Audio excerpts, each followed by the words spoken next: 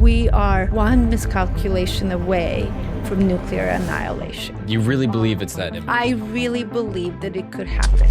Ivana Hughes, Director of Frontiers of Science and Senior Lecturer of Chemistry. $2 trillion to modernize weapons that we plan to never use. And if we did use them, it'd be the end of the world as we know it. If there was some type of nuclear event, how devastating would it be for the way that Americans know life to be? It's as devastating as you can possibly imagine. Hiroshima and Nagasaki are the equivalent of like a musket gun compared to, a tank that we have today. Yes, those were essentially toys. An attack of that sort would be like having a wildfire and an earthquake and a radiation accident, followed by the concept called nuclear winter. The soot in the atmosphere would block incoming sunlight, and the temperatures would drop dramatically. And I don't know why I got teary about that. When we talk about nuclear war today, it is the end of the world.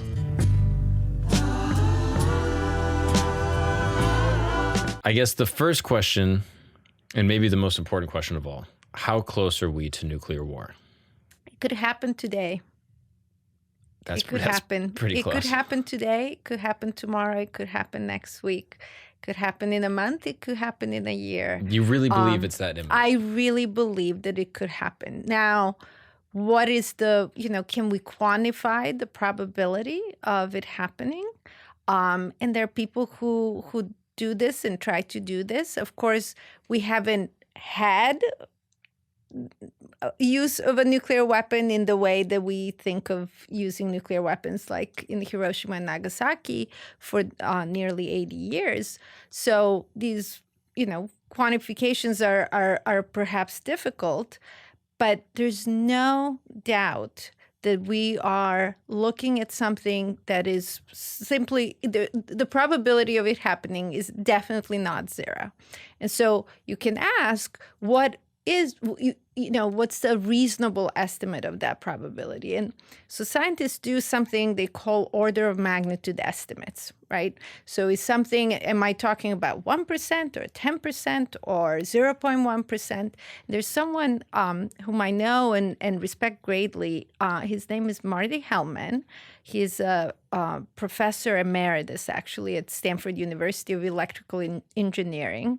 And he was involved in the kind of research that cryptography research. So someone who's very quantitative, person, and has been interested and really concerned about sort of global security issues and nuclear weapons. And so he goes through a very careful calculation of an estimate of what the probability is that we would be in a nuclear war in any given year. So, and he comes to a number, and this is his number from before the Ukraine war, that the probability is 1% per year. Now, 1% per year may not seem like a lot. We're likely to be okay for another year, right? But when you look at these, what we call cumulative probabilities, right? If it's 1% per year, year in and out, 1% this year, 1% next year, 1% the year after. And if you think of, let's say, a child born today, and you think that their life expectancy is, let's say, 80 years, there's more than a 50% probability that they will die or survive nuclear war. And that's really, really scary. And I should just add that Marty estimates the 1% per year, and I can, if you're interested, I can talk a little more about why that number as opposed to some of the other possible numbers. But Marty says that has certainly gone up since the Ukraine war started in 2022. Wow. And in fact, we had there was a New York Times investigation just in the last few months talking about the way in which the White House thought that the probability of nuclear weapon use in, I believe, fall of 23 was 50% or more, which is really, really, really scary. Wow. Yeah. Okay. I want to unpack that a little bit, but Yes. first I kind of want to set what the stakes are. In my Yes. mind, as someone who's never seen war, I've lived in a fairly peaceful time in human history. Yes. The concept of a nuclear war is so foreign to me. It's so beyond what I can really comprehend. And I think that there's even a little part of me that says, even if something like this were to happen, you know, like if something like we saw in Hiroshima or Nagasaki happened again, heaven forbid, it never affected me. I had grandparents that were alive during that time. They didn't even notice. You know, things like Chernobyl and Fukushima happened. It doesn't affect me at all. If there was some type of nuclear event or some type of nuclear war that were to happen, how devastating would it be for my personal lifestyle and for the way that Americans know life to be? It's as devastating as you can possibly imagine. It's truly the end of the world as we know it. It's the end of human civilization, undoubtedly. So let me unpack what I mean by that. Hey, what's up, guys? Sorry to interrupt this amazing program, but I need a little bit of help. If you're watching this on YouTube, you can probably see our subscriber number right down here. And if you're able to, it would mean the world if you could subscribe. That is the best way to support this show, because when you subscribe, I'm able to show it to potential guests or to different brands and stuff like that. And it really, really helps grow the show, get us cooler guests, have cooler conversations, and it helps everything so, so much. So if you don't mind, thank you so much. Let's get back to it. In 1945, when we used 2 bombs, first we tested a weapon in July in New Mexico. The bomb was called Trinity. And then after that, just 3 weeks later, we used 1 weapon in Hiroshima in an attack on Hiroshima, 1 weapon in an attack on Nagasaki 3 days later. Those weapons were the equivalent of 15 and 20 kilotons. Now, what does that mean? What it means is that when we have a nuclear weapon, we talk about its explosive yield in terms of how much TNT or chemical explosive you would need to have to actually generate the same explosive yield as the nuclear weapon has. So 15 kiloton bomb used in the attack on Hiroshima would mean that you would need 15,000 tons of TNT to get that explosive the yield, equivalency. right? I don't know if you remember, you're younger than me, but it was my very first year in this country. It was the spring of 1995. The spring of 1995, and it was Oklahoma City bombing. Mm-hmm. Do you remember that? It was a government building a that was post office, destroyed. right? No, a whole government building. And it was 169 people died, something on that order. The building was enormous. And it was the person, his name was Timothy McVeigh, had filled a Ryder truck, basically like a small van, with chemical explosives. And that was 2.5 tons of TNT. That was actually chemical explosives. Of course, it wasn't a nuclear weapon. And it destroyed this building, killed, 170 people, including children in the daycare center, destroyed buildings in a 16-block radius. So there was a lot of damage. I forget the exact numbers of the millions, hundreds of millions of dollars in sort of economic damage. That was 2.5 tons of a chemical explosive. And when you go to Hiroshima, you're looking at 15 kilotons, so 6,000 times more energy yield from a single bomb. That's what's so crazy about nuclear weapons. Wow. But you're right. Hiroshima, wasn't the end of the world, obviously. Mm-hmm. In 1945, we had those 3 weapons, and we tested 1 and used 2 of them. That's sort of the terminology we use, but, testing and using. But of course, even when you're testing, you're using. So anyway, but that was it. There was not going to be a response. It wasn't like Japan or Germany or anybody else had nuclear weapons. What we now have is around the world about 12,500 nuclear warheads. And these are not actually the warheads that are equivalent to the bombs used in 1945. These are much more powerful.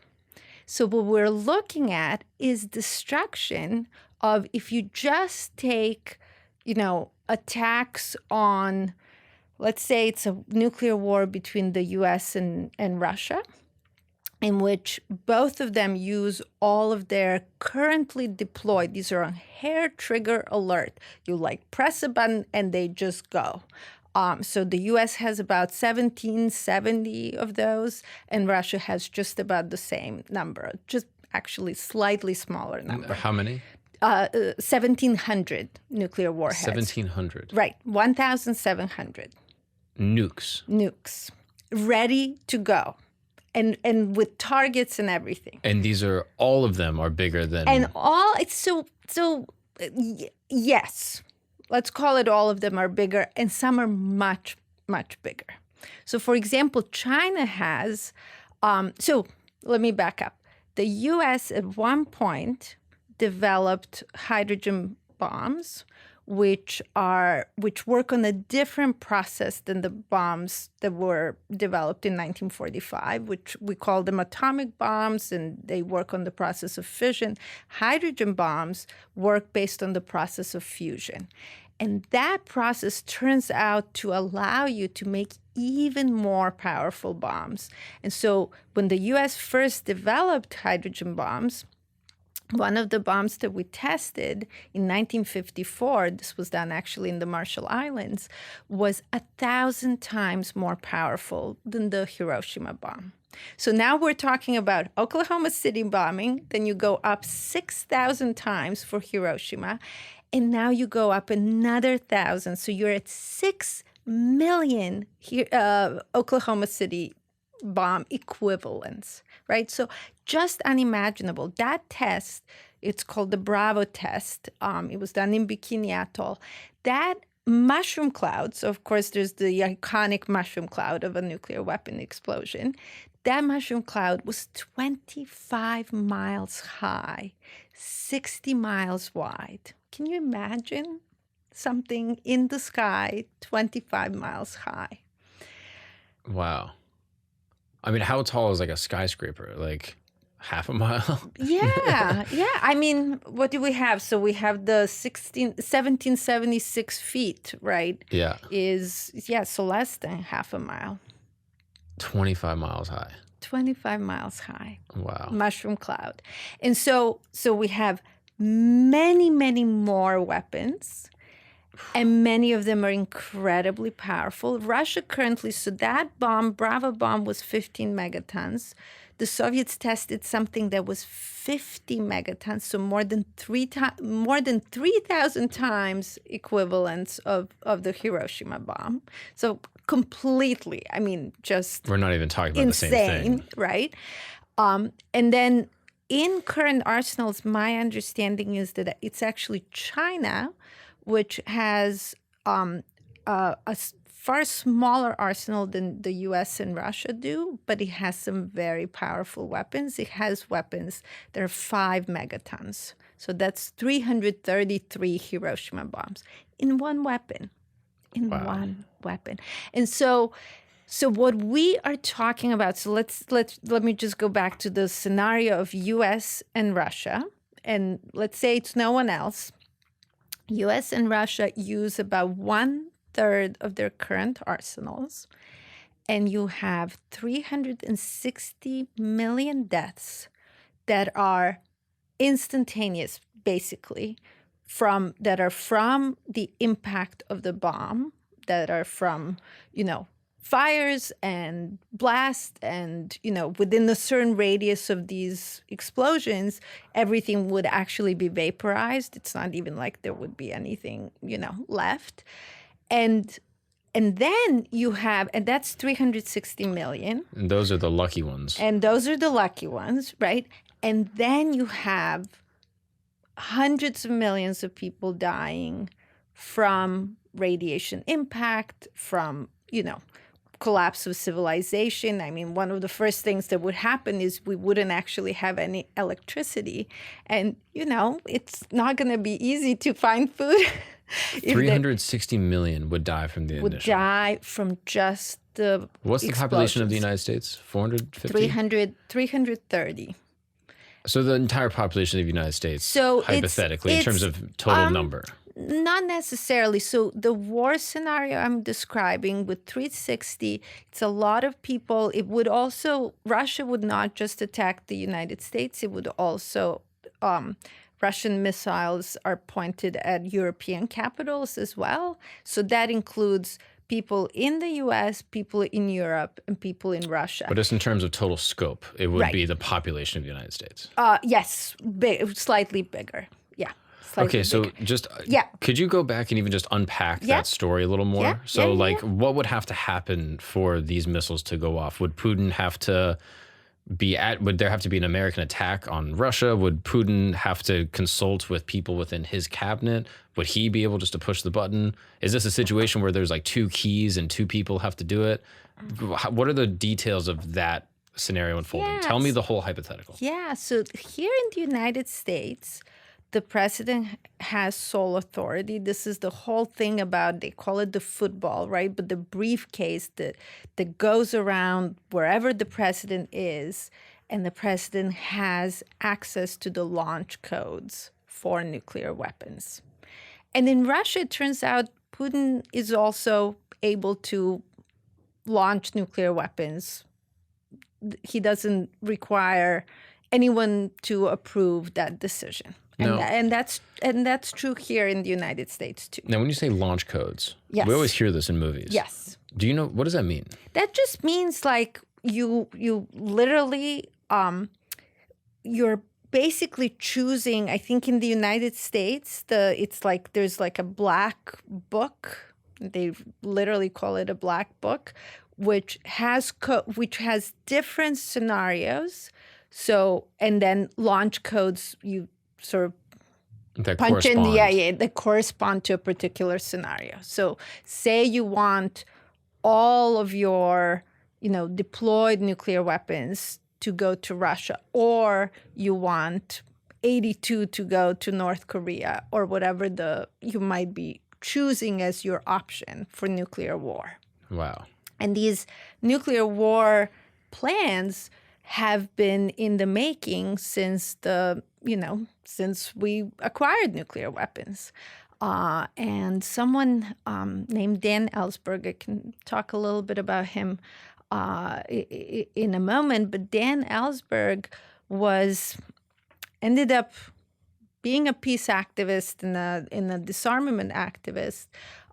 He was the person who released the Pentagon Papers in 1970, which led to the end of the Vietnam War.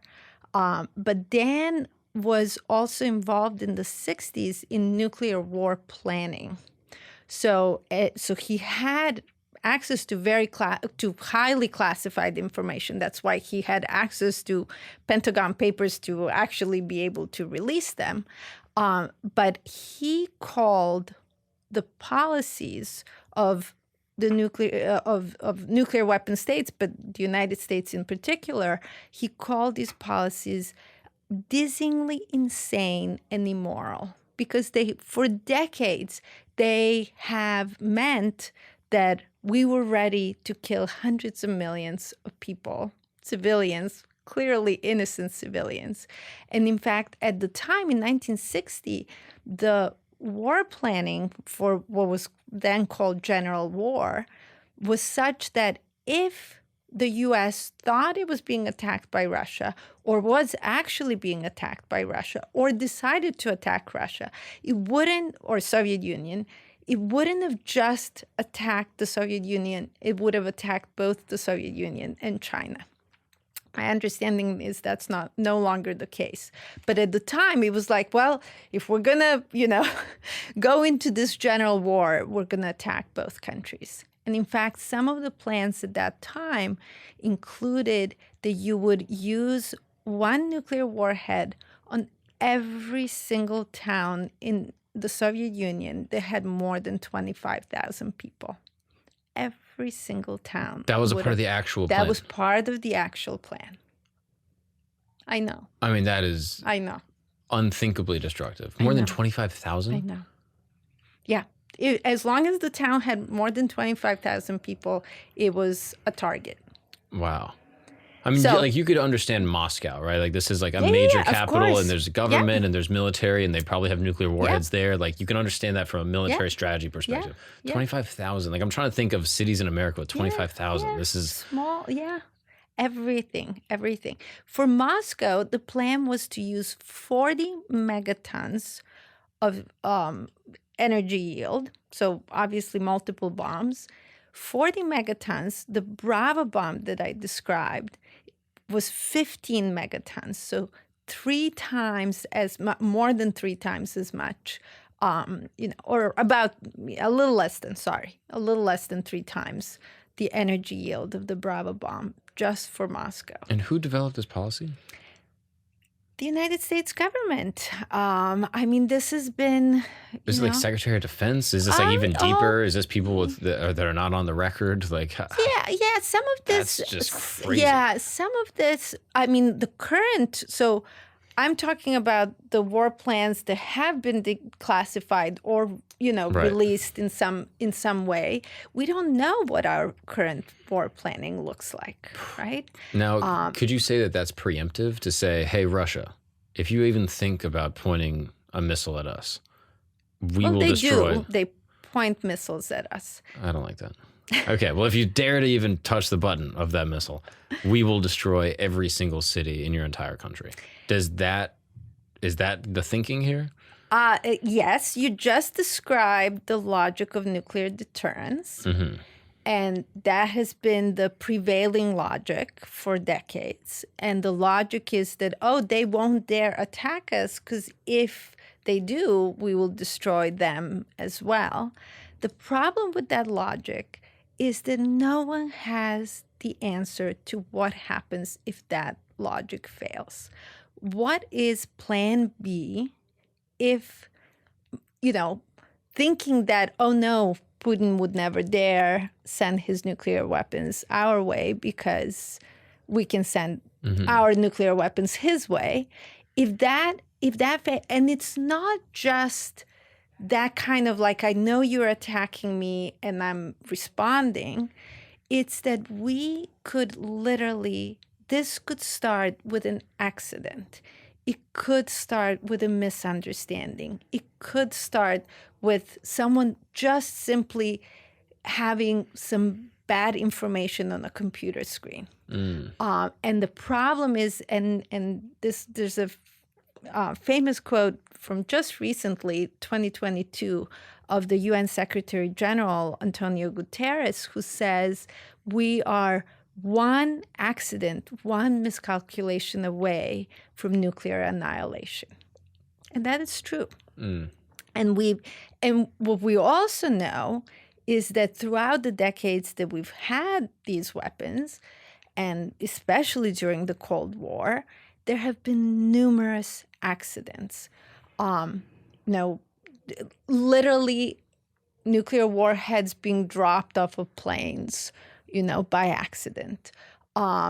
Nuclear submarines, a U.S. and a Soviet submarine carrying nuclear weapons crashing into one another. There are 50 nuclear warheads at the bottom of the ocean today, and we can't even recover them, right? But it's almost the fact that we're still here and that these weapons haven't destroyed our planet is pretty much a miracle. And the question is, how long can that miracle last? How long can we survive under the present circumstances? And, one of the things that I try to do is say, we got to shorten the amount of time for these weapons on the planet as fast as we can. We got to eliminate them. There can be no justification for starting a nuclear war and destroying the planet. So let me go back. You asked me, what would that look like, right? So 360 million people die from the attacks. But Then you what would have, provoke that? Like, I'm curious if you have a likely scenario or something that seems like yeah. somewhat So reasonable. right now there's a book that's out called Nuclear War: A Scenario. It's by Annie writer, investigative journalist Annie Jacobson. It's an excellent book. One of the things that's most striking about that book is that it goes through a nuclear war scenario that basically lasts 72 minutes. 72 minutes from the US noticing something on a radar screen, thinking that there's an intercontinental ballistic missile possibly carrying a nuclear warhead, possibly coming our way, and 72 minutes till the end of the world as we know it. Her scenario involves North Korea, a rogue state, just attacking the United States out of the blue. But again, I think I'm not that I'm not concerned about North Korea. I'm concerned about every single weapon, including our own, right? Mm-hmm. I'm concerned. It's not like, oh, well, if we start the nuclear war, it's okay, Yeah, it's better. right? It's like not going to be okay, no matter how it starts. With the US and Russia currently with Ukraine and what's happening with Ukraine and the fact that this really is, in some sense, however you want to describe it, a war in which obviously Russia as a nuclear weapon state is participating in this war. And then there's NATO on the other side with the United States backing Ukraine. So it's, and you can imagine scenarios in the fog of war of one or the other side thinking that it's being attacked with a nuclear weapon. And it's not even just thinking. Russian leadership has repeatedly alluded to the possible use of a nuclear weapon. And what we do know is that if one is used, it's not like we think like, oh, okay, they'll use one, it will be like Hiroshima, and then it will all be over. It's that because we have so many, and because the nuclear war planning is such on all sides, it wouldn't just end with one. It would lead to this full blown out nuclear war. And then you have all these deaths from the explosions. You then end up having this collapse of civilization. At the same time, radiation, so this is also what's so different about nuclear weapons. Now you can have radiation killing people, even the ones who survived. And then on top of it all, there's probably the scariest thing about nuclear weapons. There's a concept called nuclear winter.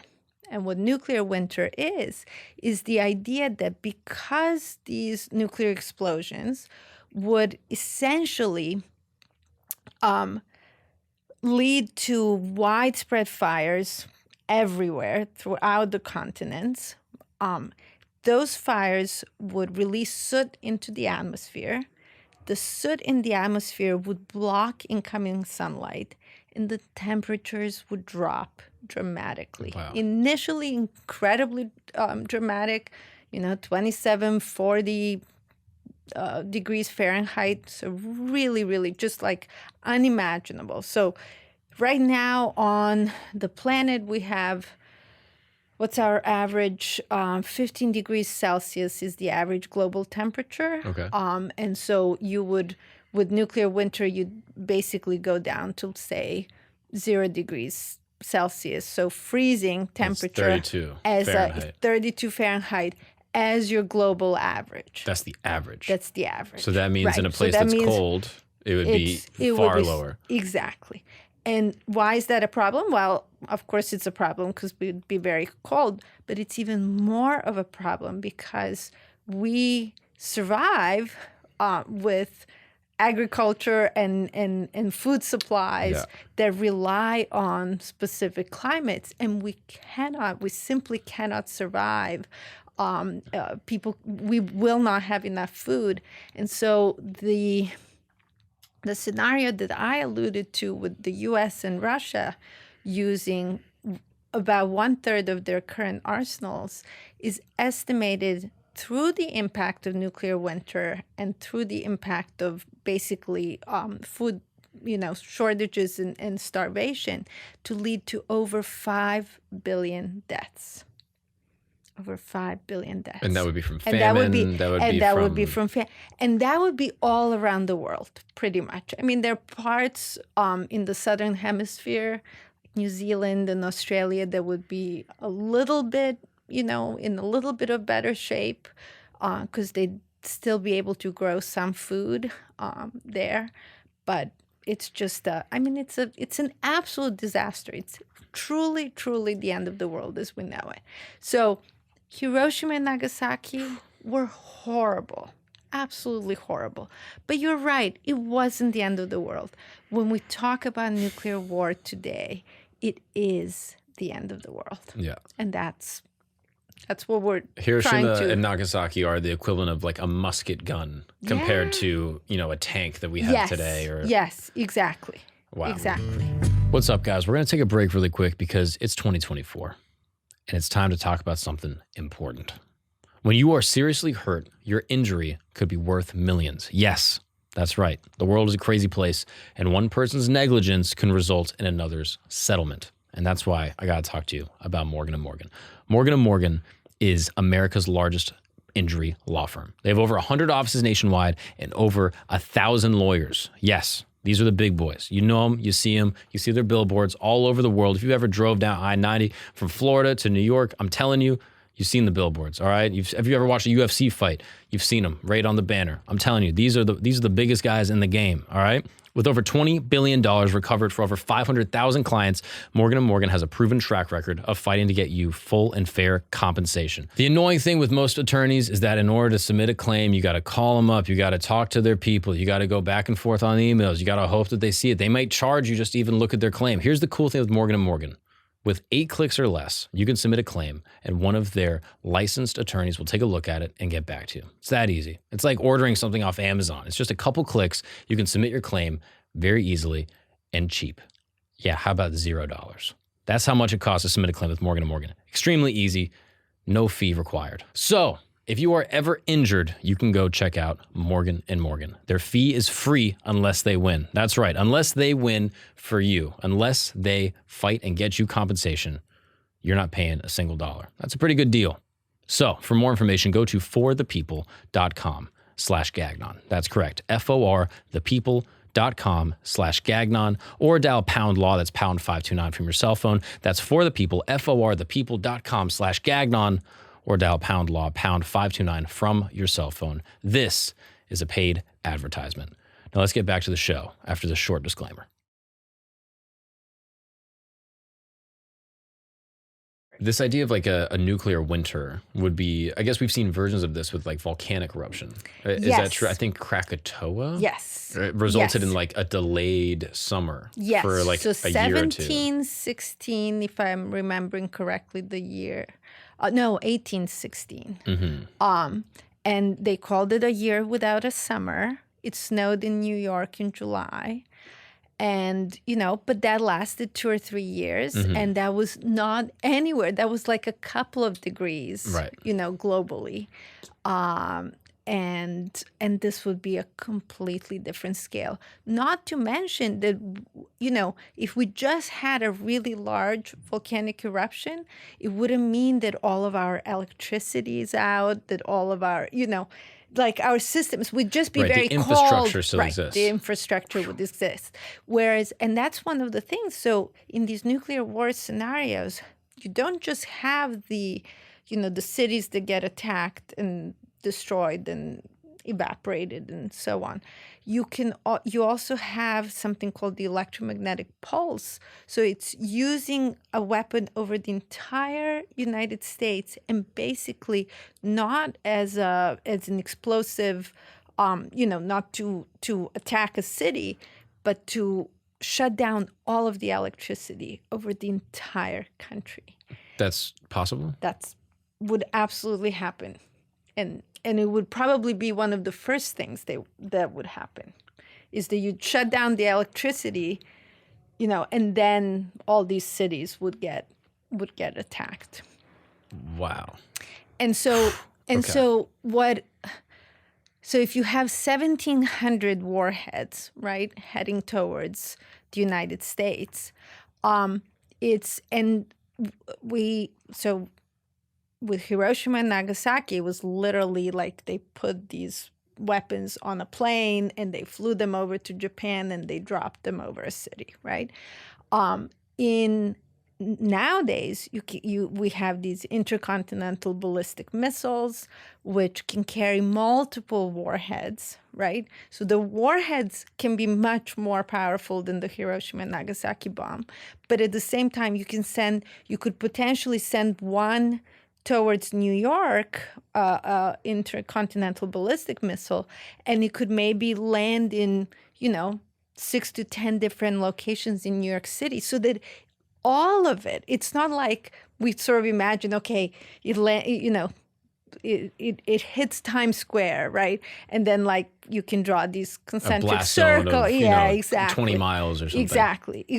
But you could literally create and basically what would end up happening is you'd just have fires for hundreds of miles.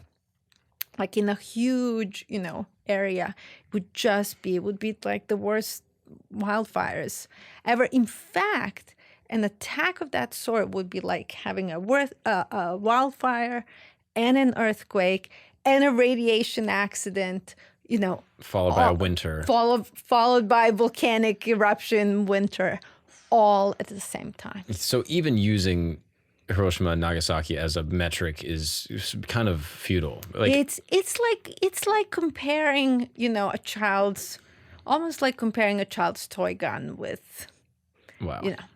Yeah, it's those were essentially toys compared to what we have today in terms of the single bombs, and then all of this other technology and the numbers, that would just make the scale of this unimaginable. Wow. Yeah, I think about it so much, and I still feel like I don't really understand what that would be like. I don't know if human brains can really even, like, it's almost like trying to understand like wealth. Like you've seen like $1 million versus $1 billion, like comparatively, you think it's similar, but it's so separate. And when I was actually, I think I was 17, I went to Hiroshima with my family. We went and visited. It was a very powerful and moving experience. Yeah.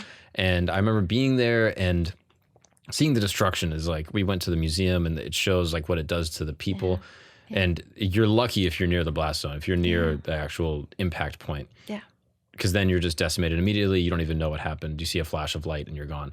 It's the people that were on the periphery that had, like they were still alive, but like their skin was evaporated. And then even farther out, people with radiation damage. Yes. And I remember seeing it thinking like, wow, if this hit New York City, this would be terrible. Yeah. But we're talking about something that's orders of magnitude beyond. Orders of magnitude, absolutely. And there's a famous quote by the Soviet leader in the 60s, Nikita Khrushchev, who said, in nuclear war, the survivors would envy the dead, because it really would be sort of like that instantaneous, evaporated, like you wouldn't even know what happened to you, right?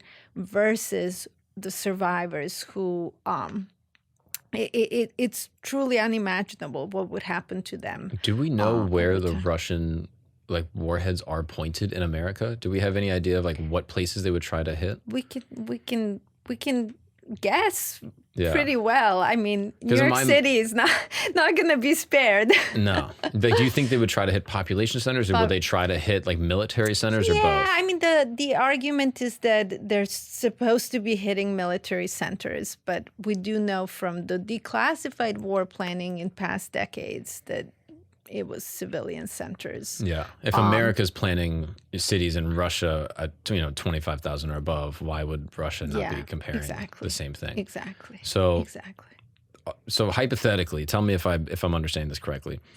There could be some type of miscalculation or misinformation coming into Russia that says, "Oh, America just launched missiles." Yes. They respond, but America maybe didn't, or maybe we did. But in this hypothetical, let's say we didn't. Yeah.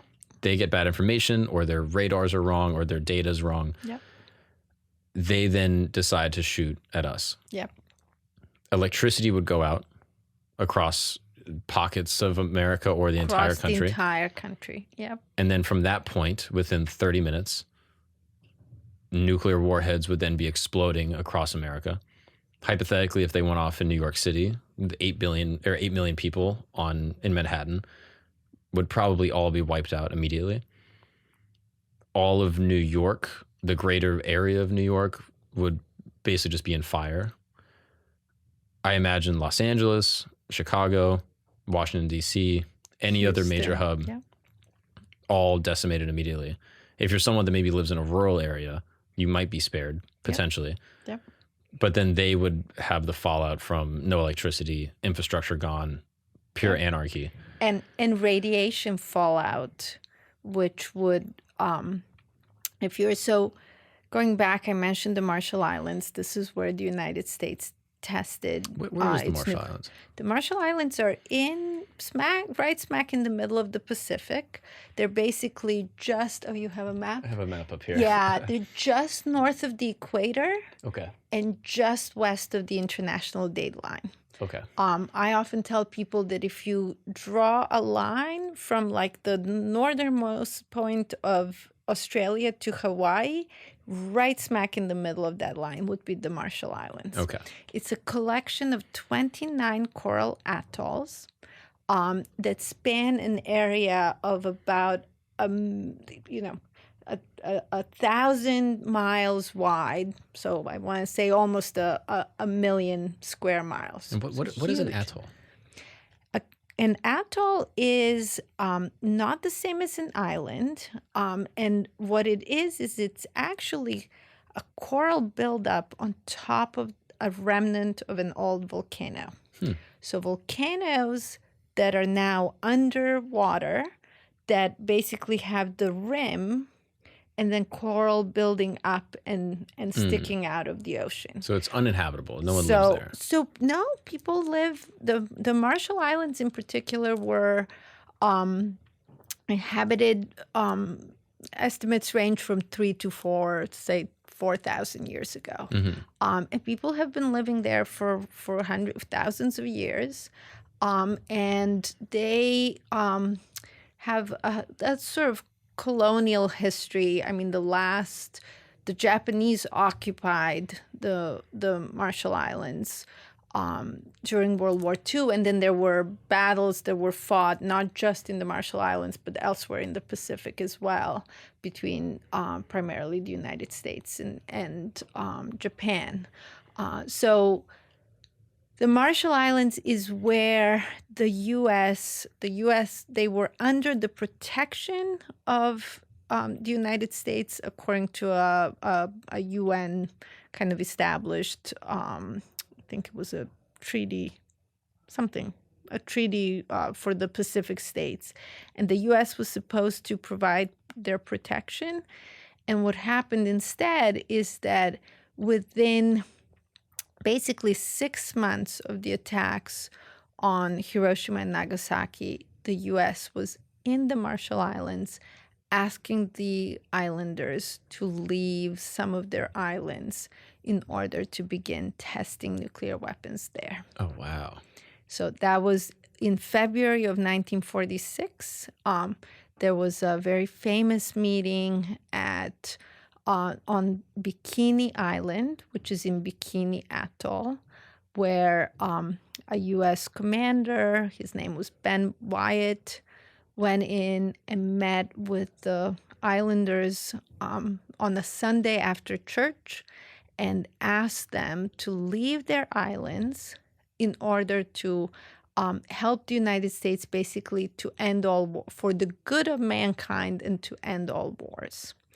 And there was a fairly small indigenous population, obviously, and they had a king for Bikini.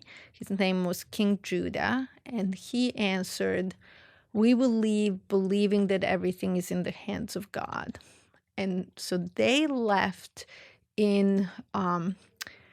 by March of 46, and by July 1, the U.S. was testing weapons in Bikini Atoll. Wow. And the the the really sad thing, it's a very long history, decades of things that happened. But today, people still don't live in Bikini Island. Wow. People still don't live. That's almost 80 years since the first tests. And they're still testing there? There's no testing, no. The testing in the Marshall Islands lasted from 46 to 58. That was 12 years. Over that time, since we talked about the energy yields of nuclear weapons, over that time, the U.S. basically tested the equivalent of 7,000 Hiroshima bombs, which over the course of 12 years is like testing 1.6 Hiroshima bombs every single day for 12 years.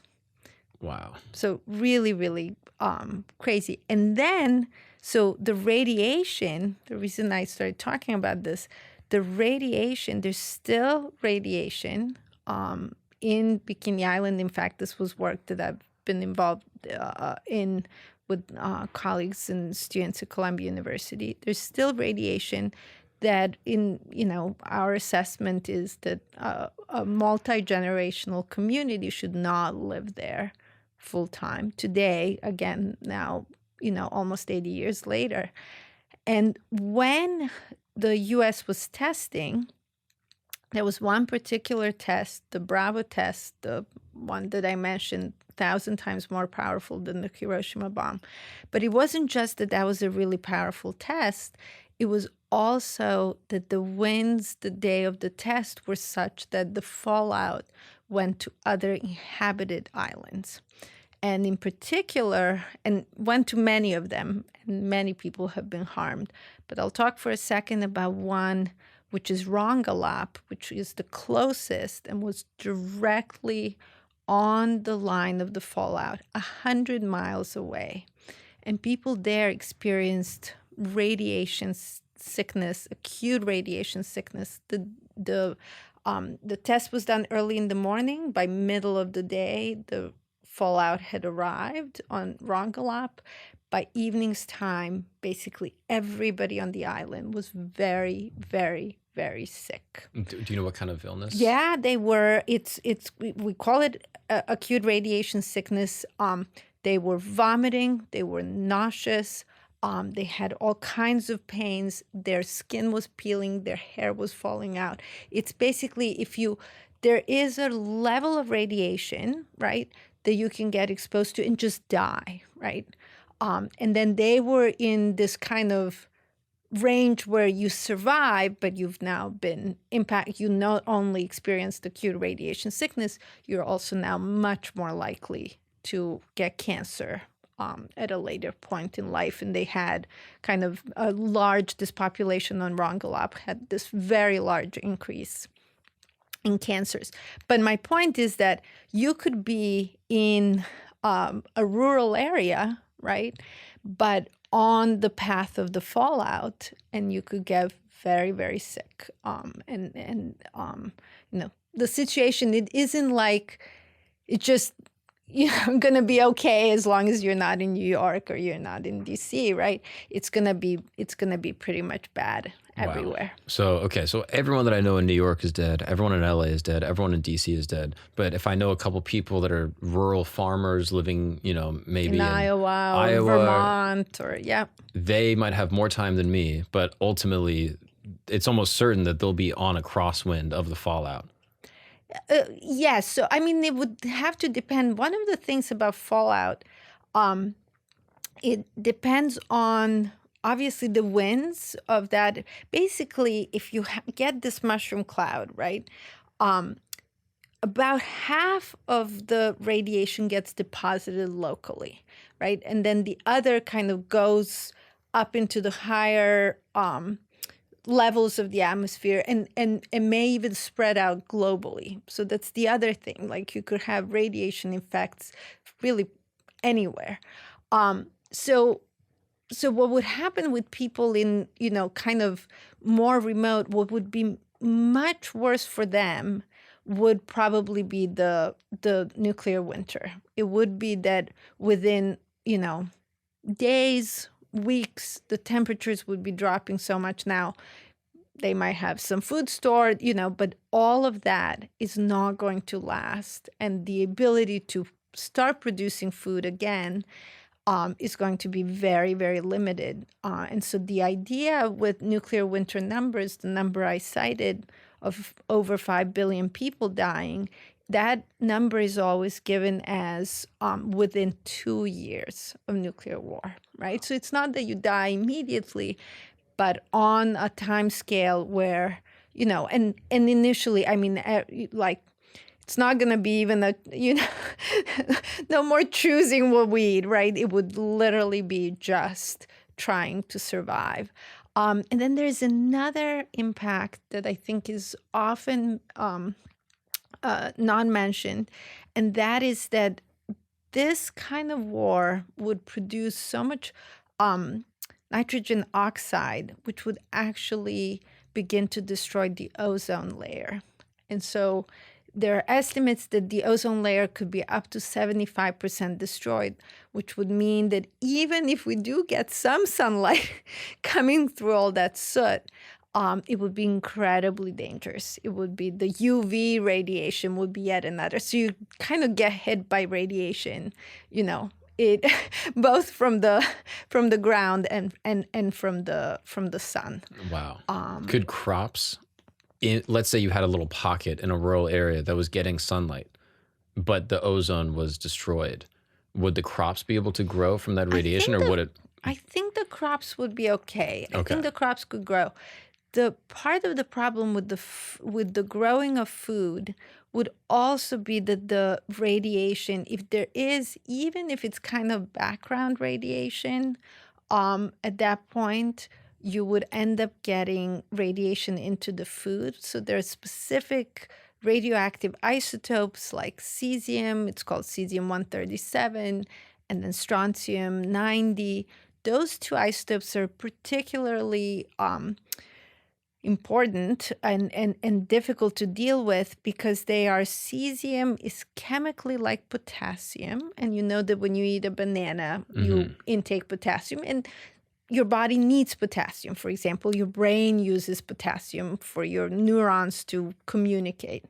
And strontium-90 is like calcium. And you also know that when you eat dairy, you get your calcium, or broccoli, and that it's in your bones. So when there's cesium-137 or strontium-90 or both in the soil, the plants also like potassium and calcium, and the plants also take these things up. And so then you're eating radioactive food, which then goes into your body, which then gets incorporated in your cells and tissues, and then attacks them from within. And that's incredibly dangerous. And that's one of the ways that the people in the Marshall Islands who were impacted by nuclear testing was one of the major ways. Wow. Where there's radiation in the food. Wow. Impacting them. So then even beyond globally, let's say, like back to our hypothetical, Russia's sending missiles. Yep. Again, we can assume that Russia would not only send them to the United States, but also to countries in Western Europe and American allies. Is that reasonable? Yes. London, Paris. Berlin, Paris. Yeah. So in Europe, United Kingdom and France have their own nuclear weapons. So just for a second, just to back up, the U.S. and Russia each have about, call it 5,500 nuclear warheads. The UK and France have on the order of 2 to, let's say, 300 nuclear warheads. In Europe, there are also 5 countries that have U.S. nuclear weapons. So technically, they don't have their own nuclear weapons, but they station our nuclear weapons. That's Germany, Italy, Netherlands, Belgium, and Turkey. But those are under the control of the United States. So the U.S. president has to press a button for those to be used. Got it. And there's actually now, I just read literally this morning that Sweden wants to have nuclear weapons, as does Poland. Wow. So potentially 7 countries in Europe would have nuclear weapons. And it's kind of crazy. Kind of. I mean, it's really crazy. But it's kind of crazy to think that by having them, you're somehow safer. Right? Yeah, it's interesting. Like the entire logic of deterrence, we can talk about that more on the global scale. But even these countries, it's like, these weapons aren't going to make you safer. They're just going to make you a target, right? Because if Russia knows you have nuclear weapons, they're going to attack you before they attack someone else who doesn't. Right. Like it just, and for a country like Belgium is this tiny little country. Like you can get 10 nuclear warheads and destroy all of Belgium, like nothing left. Yeah. Like the entire country becomes Hiroshima after, August 6th. And Russia of hasn't even 45. chipped into their stockpile Yeah. to destroy Hasn't all even of Belgium. started. Exactly. So why Exactly. would a country like Sweden geopolitically want this? Like if you had to steelman like the Swedish government's position, like what would be the thinking? Sweden, I think, is a real disappointment because about 20 years ago, they were at the forefront of nuclear disarmament efforts. There was a time when there was a group of countries at the start of the century that was really pushing forward on, we got to do more on nuclear disarmament. And Sweden was one of them. South Africa was another one. This was Nelson Mandela. That's actually a beautiful case. South Africa had nuclear weapons and then gave them up. How do you give up a nuclear weapon? Do you know? You just dismantle them. So we've given up plenty of our own weapons. So at the height of the not the height of the Cold War, but at the height of the nuclear weapons possession in 1986, there was a combined 70,000 nuclear warheads. 70? 70,000.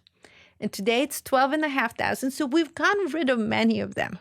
It's just that we have to get rid of the last 12,500. That's it. Do you believe we've really gotten rid of them? Oh, yeah. Yeah. We Why? dismantled them. Oh, yeah. No, But for what reason? Like if I, like on a smaller scale, let's say I had an armory, right? And I loved guns and I had many guns. Let's say I had 1,000 guns. And I said, you know what?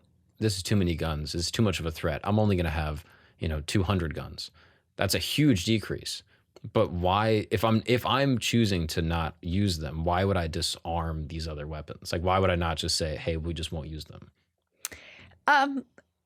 Well, maybe I'm too skeptical. Maybe I'm too cynical. But I'm like, I don't believe that we would intentionally weaken ourselves. so I think there are two different things I think you're getting at. And let me answer one, which is the bigger kind of overarching thing, which is that I really do believe that we have to get to a point where there's 0 nuclear weapons in the world. And I can talk a little more about how we get there and what that means. And really, I mean, I hope that what I've said so far begins to convince people that actually that's the reasonable position. Everything else is crazy. And so people often ask me, but if you get to 0, and then wouldn't someone then want to make one and cheat and, and that may even trouble you, right? From the get-go. But right now we have 12,500, right? If we were to get to 0 and then someone cheats and makes 3, I'm still going to feel a lot better than I do with the 12,500. That's reasonable. Right? And so what we have to, but the other thing I want you to recognize is that unlike your armory example, nuclear weapons are not a garage project. There is, it's a lot of, I mean, just the sheer amount of money that went into the Manhattan Project and then all of these nuclear weapons programs. So it's, by the way, 9 countries in the world right now have them. Is so huge that you sort of can't really hide, right? Like, and nowadays with all the, technology and satellites, and like we will see if someone is making nuclear weapons. Now, you would also hope to come to an international agreement where, kind of like with nuclear power, there are inspections and, there's a verification system in place to ensure that people are no longer making nuclear weapons. We've banned other weapons of mass destruction. Chemical weapons are banned. Biological weapons are banned. Chemical weapons, there's something called the Chemical Weapons Convention that came into effect. It was put together in the early 1990s and came into effect in 1997. The United States just last year destroyed its last stockpile of chemical weapons. So some 26 years later, right after sometimes the terminology is treaty, sometimes it's a convention, it doesn't matter. But after this international agreement to ban nuclear weapons came into effect, took a long time to get rid of them.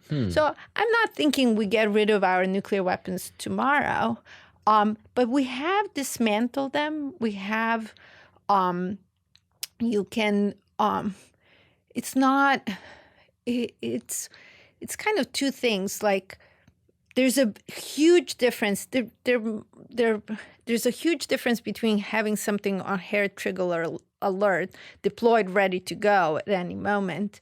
China actually doesn't do that. China has two things. One is they have something called the No-First Use policy. So does India, which means that they will not use a nuclear weapon first. So they will only use a nuclear weapon in retaliation for being attacked with nuclear weapons. Whether or not there are a lot of people who feel very strongly that we need an international no first use treaty and so on. I'm okay with that. It's not like it would be a bad thing. On the other hand, as long as we have the weapons, you could still, Right. you could still use them and maybe even reverse your policy. Like, if it's just a matter of a policy, I'm a little less comfortable with that. What's up, guys? We're going to take a break really quick because you are a man who needs a personal shopper. Now, here's how you're going to do it. You're going to go check out my good friends over at Bespoke Post. They scour the internet, every single corner and recess of the internet, to find the coolest items that you want, that you didn't even know that you needed. I'm telling you, this stuff is amazing. I went on Bespoke Post. I submitted kind of just like a very regular onboarding quiz. It was like 10 questions or less. It was super easy. And it just asked kind of the things that I like to do. I like to hike. I like to go camping. I like to have a couple drinks with the boys. You know what I mean? Just kind of what my lifestyle is. And then within a couple days, they sent me this box. This is an amazing leather wallet. This is like a beautiful wallet that I would actually use. This is the name is Swedish for first, which makes a lot of sense because this is a perfect starter wallet if you're someone that's looking to get into the nice crafted leather wallet game. Throw your Velcro nonsense away, okay? And with the Bespoke Post, you're going to be getting something delivered directly to your door that's going to be a great first step into the leather wallet game. But that's not it. I also got this sick multi-tool right here. It's a bottle opener, which is probably what I'll be using it for the most. But then it can do everything. It can do a bunch of stuff. It can pry stuff. You can cut stuff, cut open packages. I even use this just like in my sock, just like walking around the city. You'd never realize how many times you gotta like open a package. You need a screwdriver to screw something in. You need a bottle opener. It's a multi-tool that can do a ton of stuff. It's made out of stainless steel. It's super nice. It's not gonna rust. It's airport safe. Bespoke Post is not gonna get you caught in a jam. And here's what's amazing about it. You only pay for what you keep. So before they even send it to you, they show you everything that's going to be coming in, and they say, hey, Mark, we looked at your whole profile. We looked at who you are. We think we know you better than you know you. And this is what we think you're going to love. Fortunately for me, I loved everything. So I was like, yeah, send me all that. That looks awesome. I'm going to be using all of this stuff. But if you're not like me and you're like, actually, I don't really drink that much anymore, I'm not going to take the bottle opener. They go, hey, that's fine. We'll keep it and we're not going to charge you. So if you are interested in joining one of the coolest membership clubs on the internet, having the greatest items across the web delivered directly to your door for an extremely affordable price, I want you to check out bespokepost.com. That is BESPOKEPOST.com/Camp Gagnon. That's CAMPGAGNON, but you already know that. Bespokepost.com/Camp Gagnon. And if you use the promo code Camp Gagnon, you are going to receive 15% off your first monthly shipment. Just click the link in the description. That is bespokepost.com/Camp Gagnon. Stop wasting time. You need to get on this right away and get all of your goodies sent directly to your door immediately. Now let's get back to the show. So we're talking about two different things. One is whether things are on hair trigger alert and so deployed, like you can just send them out, versus that you've kind of you actually keep the nuclear warheads separate from the delivery vehicles. Those are the missiles. So, and that actually does bear some resemblance to your armory example. It's when people say that you should keep your bullets separate from your gun. The nuclear warheads are like the bullets, and the missiles are like the gun. And so if you keep them separate, so that's what China actually does. So they, one, have a no first use policy, and two, they have they keep their vehicles and warheads separate. So it just means that you're not going to make this, split-second decision to destroy the world, right? Which seems like a step in the right direction. A reasonable thing to do. And so, so we have gotten rid of a whole bunch, right? Tens of thousands, 50-something thousand, call it 58,000 nuclear warheads. In the years pretty much since 1986, those numbers have gone down. Now what we're seeing is that for the last 10 years, the numbers were basically flat, and now they're increasing. And in fact, since I just said China was this good guy with the no first use policy and keeping their bullets and their guns separated, they are the ones who are actually increasing. Interesting. Is it expensive to store and keep them? It's very expensive. It's just maintaining nuclear weapons is incredibly expensive. Got it. So I can see that from the U.S. perspective. I guess that's two things you brought up that make a lot of sense. One, there's a precedent where we've, disassembled and destroyed our chemical weapens. Because we say, hey, we had these at one point and used them, I guess, the chemical weapons. We used chemical weapons. We certainly used them in Southeast Asia. And now we've destroyed that. So there's a precedent for, I guess you could say, like weakening our military power. Yeah. And then secondly, the financial incentive to say, taking care of all these nuclear warheads and preserving them, make sure that there's not some type of nuclear meltdown, costs a lot of money. And we don't need all of these. We only need a certain amount in order to protect ourselves, I'm sure is the thinking. So let's scale back. Yeah. Which unfortunately, is good.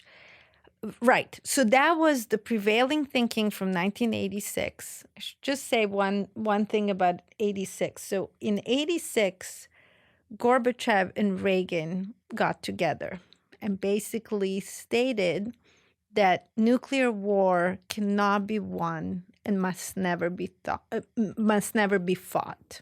So that was their big line, and that led to bilateral agreements between the U.S. and Soviet Union and later Russia, and these huge reductions. Because it was always U.S. and Soviet Union that had the vast majority of the world's nuclear arsenal. But what led to that moment in 86 was really an awakening of the general public here in the United States. In Soviet Union, people were living under very different conditions. That may still be true at some level to today, right? But here, we at least, right, I'm able to say these things on your podcast, right? And I will safely take the subway home, right? Like no one's gonna shoot me because I'm saying these things. Well, at least we hope, right? But in the early 1980s, there was an awakening of the general public. There was a rally in Central Park in June of 1982 where 1 million people marched against the arms race, right? Now we watch the student protests and it's, a few hundred students or whatever.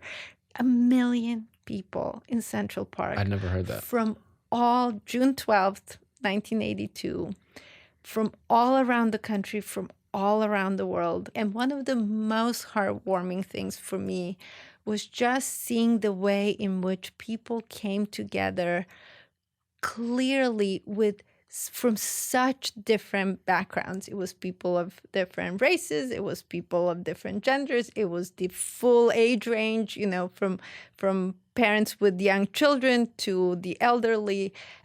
It was the religious and the non-religious. It was the hippies and the, non-hippies. I mean, it was people realizing that their lives were at stake, and just sort of, doing this very simple kind of, civic thing you can do, which is protest the arms race. Wow.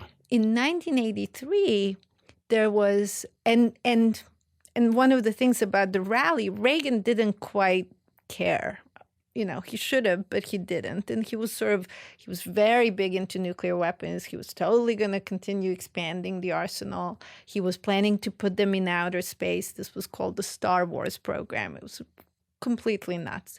But Mikhail Gorbachev was a young Soviet leader who was paying attention and watching what the American public was saying about nuclear weapons. So there's also that recognition that when we do things in our country because we can, other people may notice, and maybe it's not even our own leaders, maybe someone else is paying attention.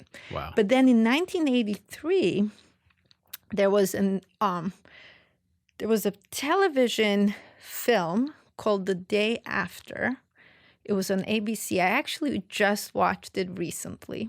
And it was a film literally about exactly what we've been talking about, like what would actually happen if the U.S. were attacked. And the film even closes with if this really happened, it would be much worse than it's shown in the movie. But it was scary enough. And at the time, 100 million Americans watched this film on television. Oh, wow. 100 million. 100 million. Wow. It was huge. It was basically, more than half of the population. And basically, if you exclude the children, probably vast majority of adults saw it. And Reagan saw it. And his advisors didn't want him to see the film. He watched it anyway. I think he was a kind of television guy. He watched it anyway and then really began to change his mind. So by 1986, he was in Reykjavik with Gorbachev saying nuclear war cannot be cannot be won and must never be fought. And that kind of gave, started this period of both nuclear weapons reductions as well as, of course, the end of the Cold War. Now, what happened was in the 1990s is we missed the opportunity at the end of the Cold War to get rid of. In fact, Gorbachev and Reagan were close to getting to an agreement to eliminate all the nuclear weapons. But then I think Gorbachev wanted the U.S. to give up on its the kind of defensive program of trying to intercept incoming missiles, and Reagan didn't want to give that up.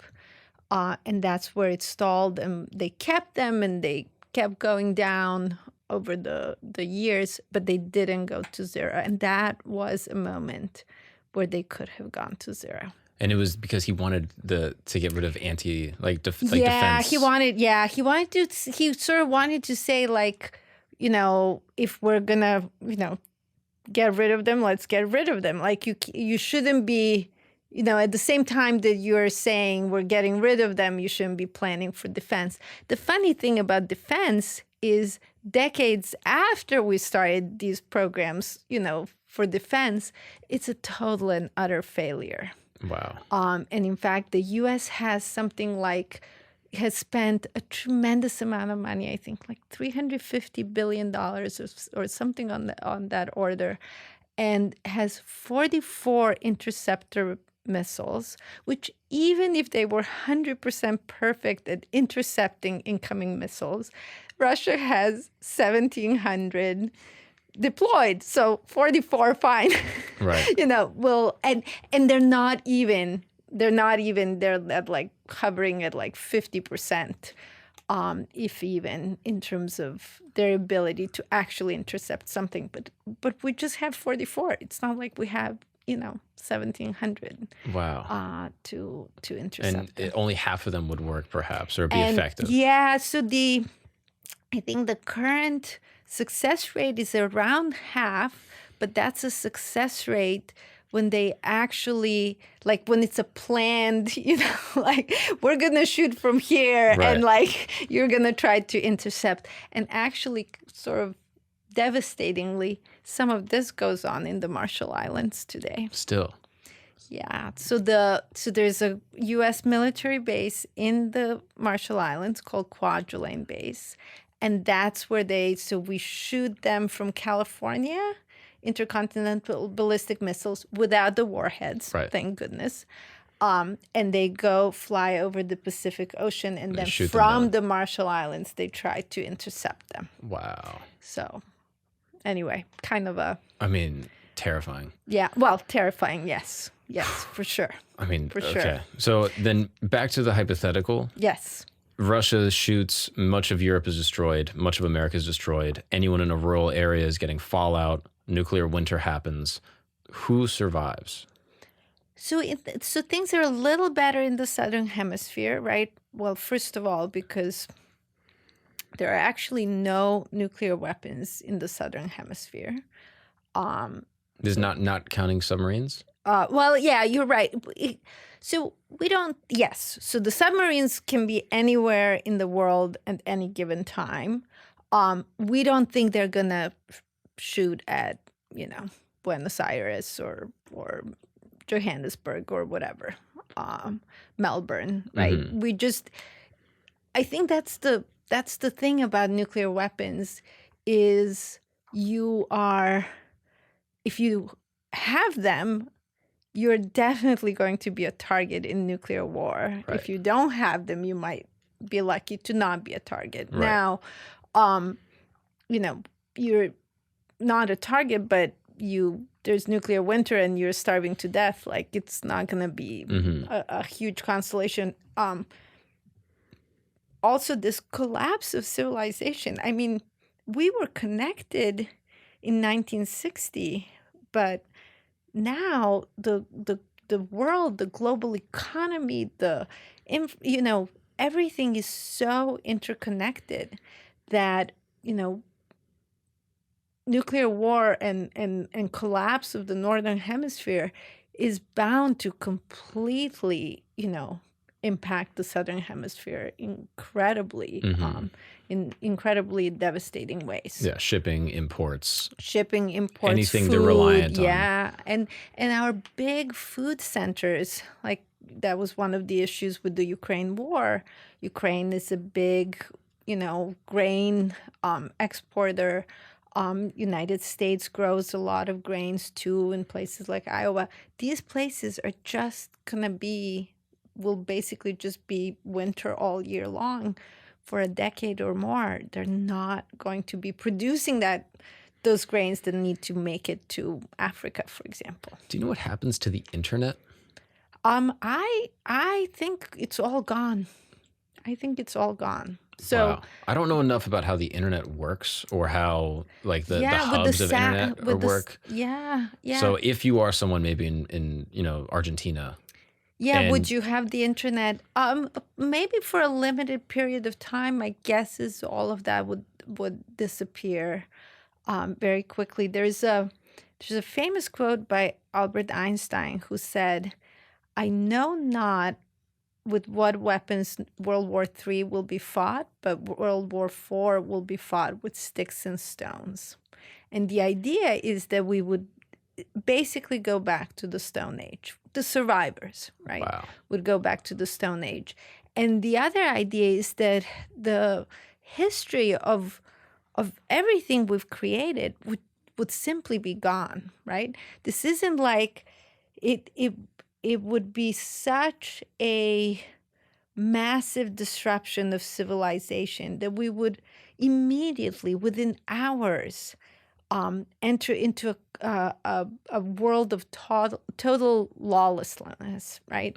So all the rules of society would just collapse. So if you were one of the 3 billion people who are left, wherever you may be, infrastructure's gone, the society's broken down. Even if you're in Argentina and you're only experiencing some of the fallout from, the nuclear winter, things like that, you're basically now in small tribal units. Yes. The government's in anarchy, and you're now kind of collectivized in like small little pods, I imagine. Yes. Wow. Yes. And now what happens 5 or 10 years after that? Let's say this nuclear winter then subsides. Yeah, the nuclear winter would subside, whether it's 5, 10, 15 years, depends on the exact amount of fallout, so the temperatures would return to normal.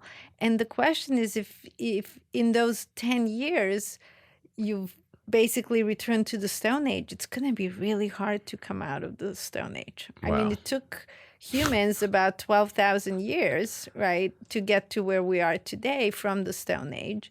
It took us time to, maybe we would know how to do agriculture, right? Like the big thing 10,000 years ago was that we went from, being hunter-gatherers everywhere on the planet to actually agrarian communities and growing food, which then left you, if you have to spend your day looking for food and finding food, right, you don't have a lot of time to think about things, right? So that was a major step in the development of civilization, because you freed people to be able to have stored food that's going to be on the table, build however society, many, and build and have time to actually think about what it would look like to live in a community that's organized in what we call civilization, but that's really pretty much just having defined jobs, right? Having defined roles in the society. That's really what civilization boils down to. Now, in this is like a worst case scenario, hypothetical, which we've done on purpose. But I'm curious, again, I know you've kind of talked about this idea of mutually assured destruction, nuclear deterrence. It still seems like in this scenario, the mutual deterrence would still be there. Like, if, Russian, government sends missiles over, Russia's also decimated. America would counterstrike, and all of Russia would be decimated in the same way that America would be decimated. What would cause them to be okay with their self-destruction? I guess if they saw these things happening, would they not wait, to see, is it real or are the attacks legitimate?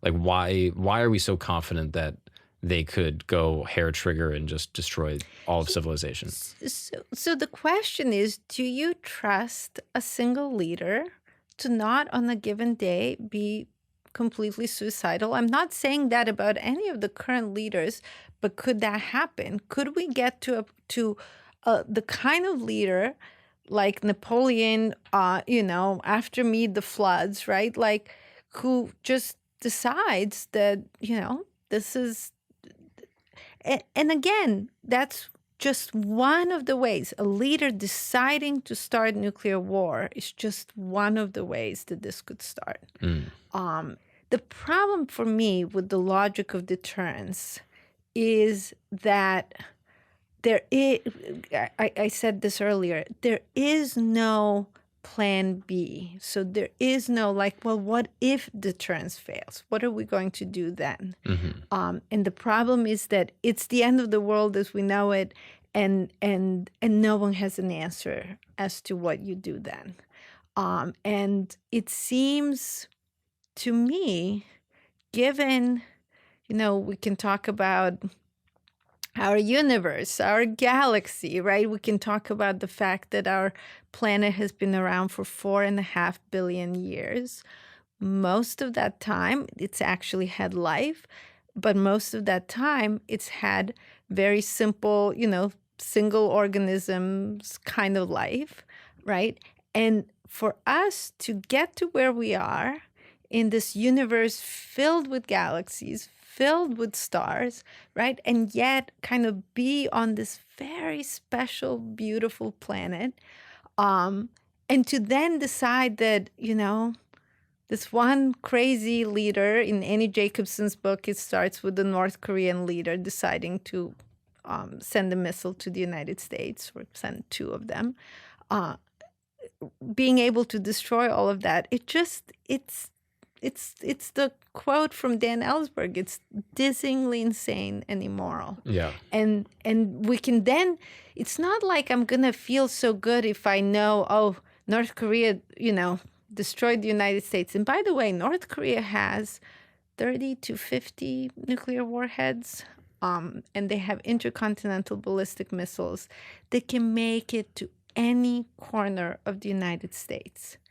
And so North Korea could, and I'm not saying they will, I'm just saying could destroy the United States as we know it.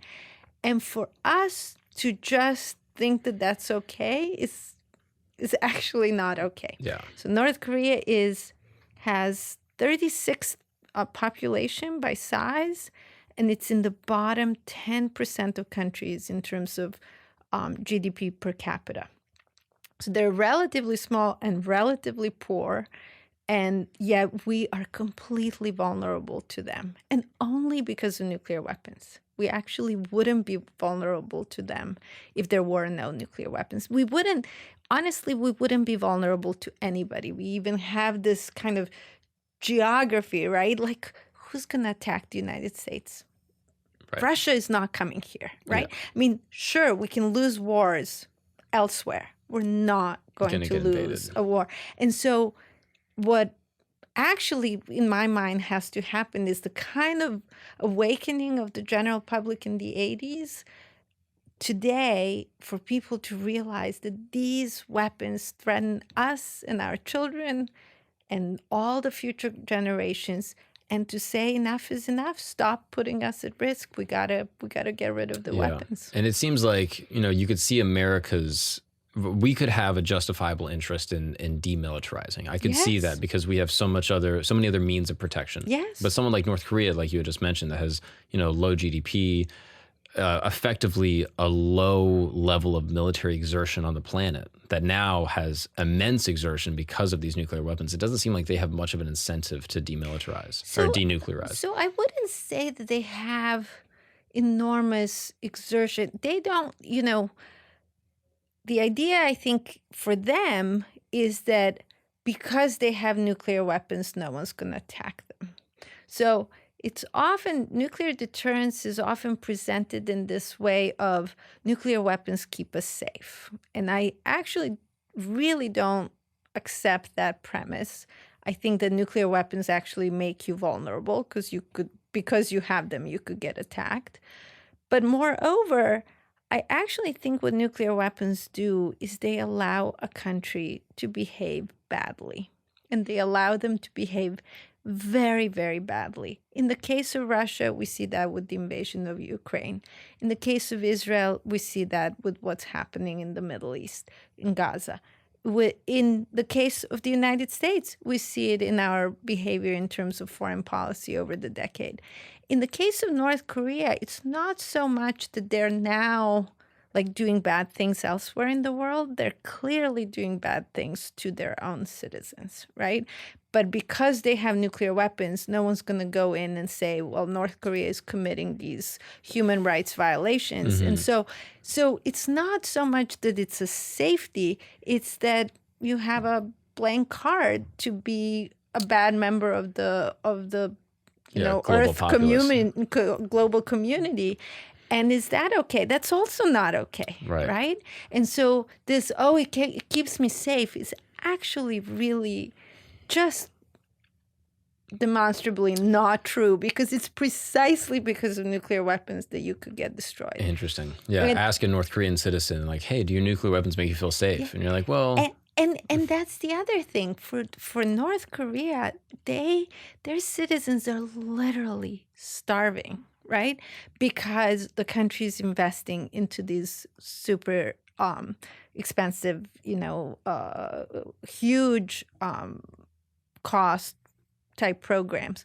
We do it too. I mean, the nuclear weapons development at some level bankrupted the Soviet Union. It was kind of the end of it was just the whole thing was falling apart.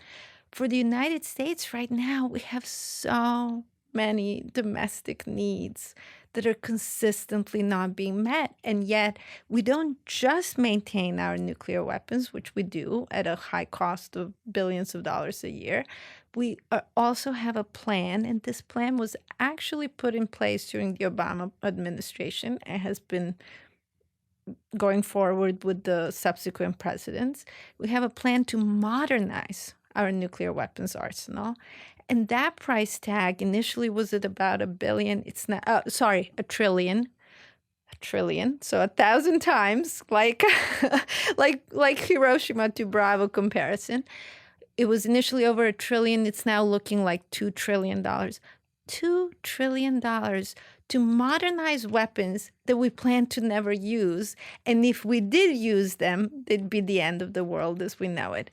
It is insanity. And I guess to the global community, that does indicate sort of not directly an act of aggression, but if we're putting $2 trillion into modernizing weapons we're never going to use, I guess if I'm Russia, I'd be like, well, what are they doing?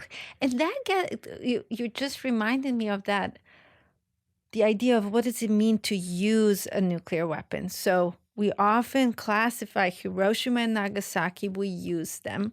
Marshall Islands, we tested them. It was 67 nuclear tests. In fact, all in all, it was over 2,000 nuclear tests around the world, most over 1,000 by the United States, and then all the other countries conducted them as well. Devastating consequences in all of these places. But, and I'm going to come back to Dan Ellsberg again, Dan Ellsberg says we use nuclear weapons every single day. And what he meant by that is he said, we use them the way a robber uses a gun when they point it at your head. Because when they point the gun at your head, they don't have to shoot it, right, for you to get the message. And so we actually use nuclear weapons every single day. What's up, guys? We're going to take a break really quick because you need to get your labs done. Yes, you know what I'm talking about. Maybe you're 35, you feel your testosterone starting to go down a little bit. You got to get your blood work done, see what's going on inside your body. Maybe you're 25, maybe you're 27 like me, and you're like, oh, I don't need to do this. No. Now is the best time to get your blood work done because now you get a baseline for the rest of your life. Now, here's the problem with getting your blood work done. You got to go through and find a lab that accepts your insurance. It's a whole big thing. Then you have to find someone to read and interpret your blood work and then give you some type of dietary change that's going to actually improve your labs based off what they find. This is a huge stress and it's a huge problem. I was bitching about it to a friend of mine and he was like, dude, why don't you check out Merrick Health? It's from my boy Derek from More Plates, More Dates, and it's absolutely amazing. It saved me so much time and so much energy and money you would not believe. So with Merrick Health, it's super simple. You do one little entry-level questionnaire. It goes through your whole medical history. It goes through your kind of like routine, what type of fitness you like to do, what your diet is, and then they send you a kit. You send your blood work right back, and then within a couple days, they tell you exactly what's going on with your blood work, whether your levels are amazing, whether they're pretty good and they could be better, or whether they're bad and what you can do to improve them. If you're someone like me that's interested in fitness, interested in staying healthy for a long period of time, if you like working out, there's no better solution than Merrick Health. So I want you to check them out. They offer a turnkey optimization package designed for those driven to maximize performance and support longevity with the most elaborate testing available on the market. So I would recommend you check out Merrick Health. If you're interested, listeners of this program will be getting 10% off at checkout if they use the code GAGNON, GAGNON, at Merrick Health. Again, that's Merrick Health, M-A-R-E-K, health, HEALTH.com/Gagnon, and use the code Gagnon at checkout to save 10%. Take control of your health, go to them, fill out the questionnaire. It's like ordering something off like Uber or like buying something from Amazon. It's just a couple easy clicks and you can get a kit sent to your house, blood work done, and an entire regimen to improve your health. Check them out, merrickhealth.com. Now let's get back to the show. Now, is North Korea developing their own nuclear weapons or are they being supplied by China? My understanding is they have their own nuclear weapons program. Whether they had some help from China, perhaps, perhaps. But that's speculative. That's not necessarily. But yeah, not that I could be missing a point there. But okay. But they do have their own nuclear warheads. That arsenal has grown. They also conduct they conduct ballistic missile tests. And what the other 8 nuclear weapons countries, so I should just say what they all are. So it's the United States, it was initially Soviet Union, then Russia, United Kingdom, France, China, Israel, India, Pakistan, and then North Korea. And then potentially Iran is the discussion. Yeah, so Iran has, my understanding is Iran for a long time has had the ability and the kind of a month, they're a month out from making a nuclear weapon if they wanted to make one. And of course, the situation in the Middle East is incredibly dangerous precisely for that reason. It's also dangerous because Israel does have a nuclear weapon. The crazy thing is when people from the current Israeli government have said, and it's happened more than once, have said that they could use a nuclear weapon on Gaza. The insane thing, of course, is that they would get effects of radiation in Israel. It's not like it's New it's York not to like, New Jersey. Right, exactly. Yeah. Exactly. Wow. And it makes the conflict between Israel and Iran that much more dangerous. Because as we've seen, obviously Iran fired drones and missiles at Israel. Many of them were sort of deflected and intercepted. Yeah. I don't think Israel has retaliated directly, but I think they've said that they will retaliate. But now we have a direct conflict with 2 powers that could be nuclear. Yeah. Wow. Yeah. No, incredibly dangerous, and again, the Ukraine war is incredibly dangerous. This is new. Since the end of the Cold War, there has always been a concern about India and Pakistan once both of those countries developed their nuclear weapons. But here's the thing with India and Pakistan. It goes back to nuclear winter. If India and Pakistan use their entire arsenals, they each have about 150 nuclear warheads.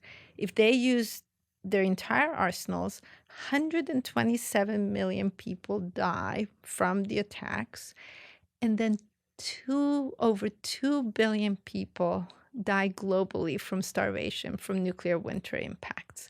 So even if it's completely confined just to India and Pakistan, just this one part of the world. America's good, Russia's good, everyone's behaving. Yeah, everyone's behaving. And then people also think that like if nukes start flying, everyone's going to panic. But let's just assume everyone is disciplined. Yeah, over 2 billion people. The numbers I'm giving you, the 5 billion and the 2 billion, those numbers, that study, it came out in 2022, but when they were running the simulations, it was based on a worldwide population of 7 billion. We're now at 8 billion. So it would be even more. I just keep saying like more than. So it would definitely be more than 2 billion people.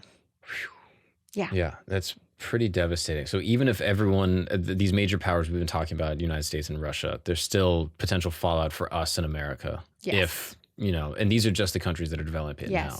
And with nuclear winter, another point that's worth making. With nuclear winter, it wouldn't matter if we, the United States, let's say, devised a way, and let's say it's both Russia and China. Right now, the geopolitical alignment or realignment is such that Russia and China seem to be getting closer. And let's say that we even figured out a way to decapitate, I don't think we can, but even if we did, decapitate their ability to retaliate and we just attack them. We'd need something like all of our deployed weapons. That would be enough to cause nuclear winter for ourselves, right? So even if we were spared of the direct attacks, it would be like we would write the end of our own story. And that's just crazy. Now, how are these nations, I guess I'm curious, like the timeline of nuclear development, right? Yep. Like we go, like you had mentioned, we've been Homo sapiens for 100,000, maybe more. To call it between 200,000 and 300,000 years. It took us so long, up until the 40s, to develop a nuclear weapon. And then from that point forward, you said at its peak, 80,000. Yeah, 86. Yeah. What happened that created this exponential curve? And obviously we know the Manhattan Project was able to develop them in the United States with American power, but then how was Russia so quickly able to replicate it? And then North Korea, and then all these other nations able to independently replicate it? So the way in which I listed for you the countries that have nuclear weapons, I was basically doing it in chronological order. So United States first in 45, Soviet Union in 49. I'm now forgetting the exact time, but very quickly the United Kingdom, I think in collaboration, getting some help from the US. For Russia, for Soviet Union, there was, I'm forgetting their name, but there was a couple that was involved in the Manhattan Project and then was basically spies for the Soviet Union.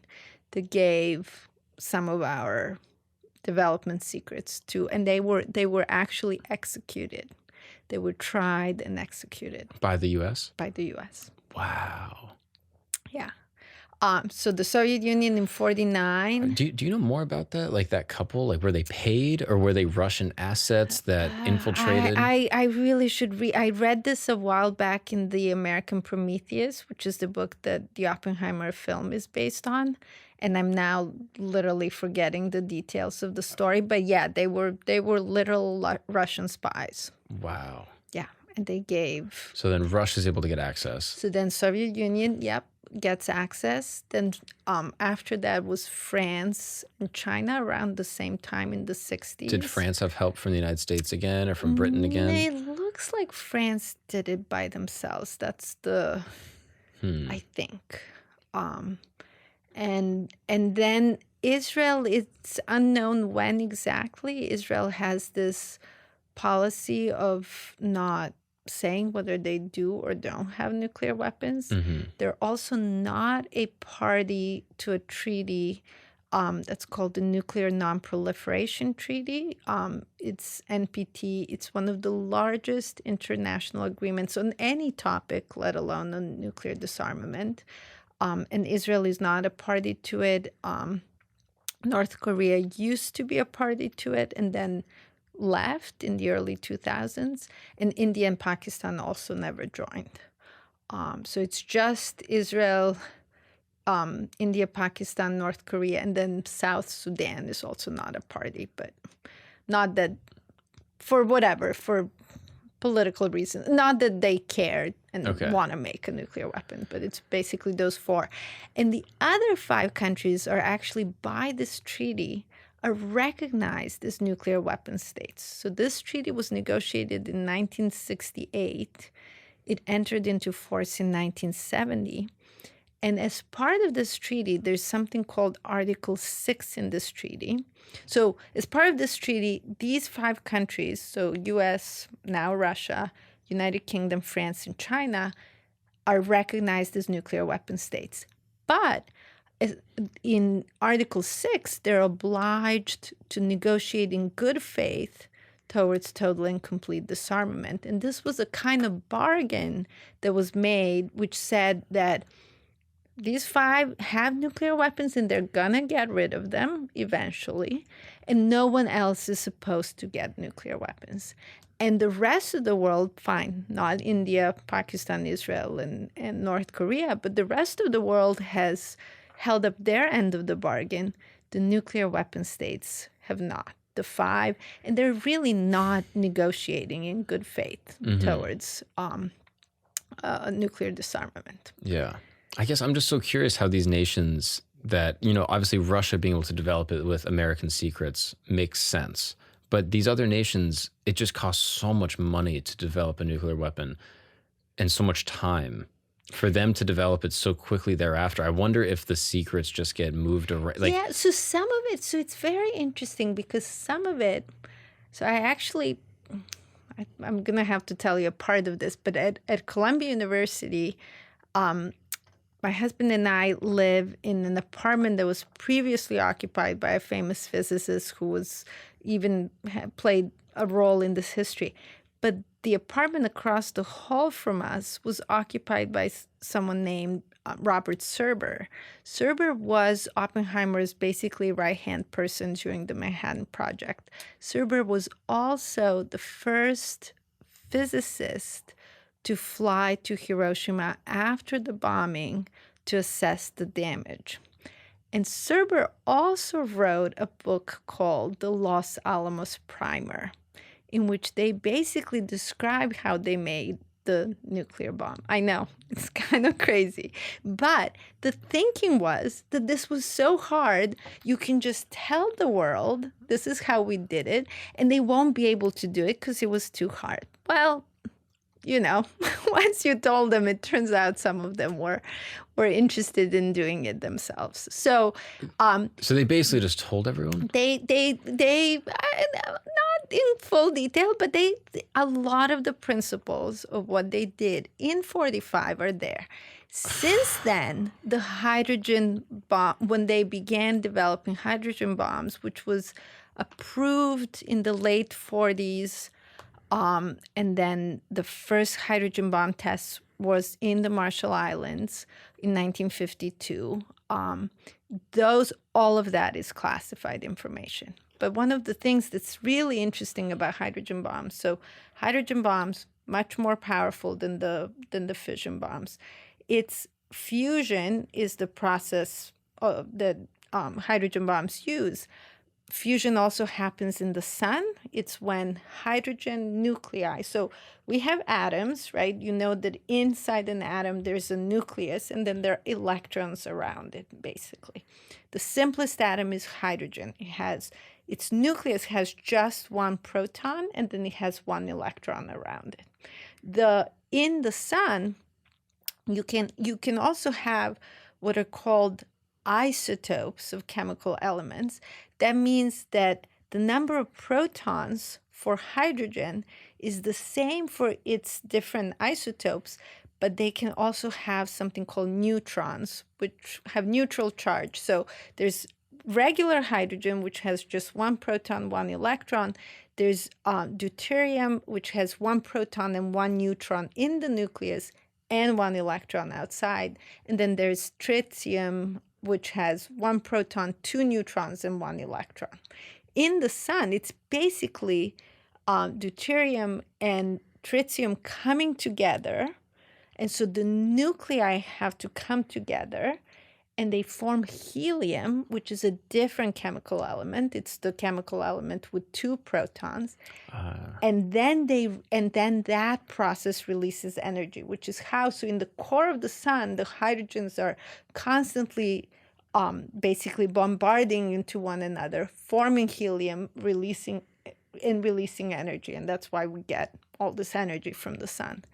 And so what happens with hydrogen bombs is you can now you're harnessing that energy, but it turns out it's very, very, very hard to get the nucleus of one hydrogen to come together with the nucleus of another hydrogen. And for a very simple reason. This nucleus is positively charged.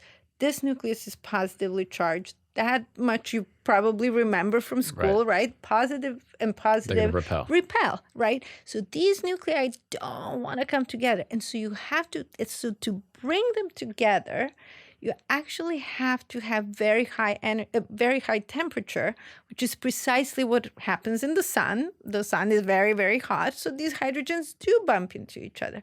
So to make that process work here on the planet and to make a hydrogen bomb, you actually need to have a fission bomb. You need to have the atomic bomb to create the heat.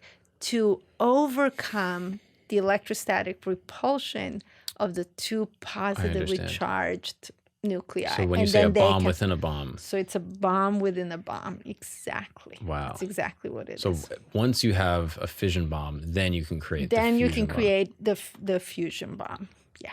Is- And then wow. and then there's like no, the fission bomb, it's whether you're making the fission bomb out of uranium or plutonium, it's very hard to do. Uranium only, so when you mine uranium, most of the uranium you get, I think 99.3% of the uranium you get is not the uranium you can use for a bomb. So it's only 0.7% of the uranium is the isotope. So it's the same thing I was describing for isotopes of hydrogen. They're isotopes of uranium. And only one of those isotopes, uranium-235, is the kind of isotope that basically what happens is you have uranium-235, you bombard it with a neutron, and then the neutron basically like attaches itself to the nucleus.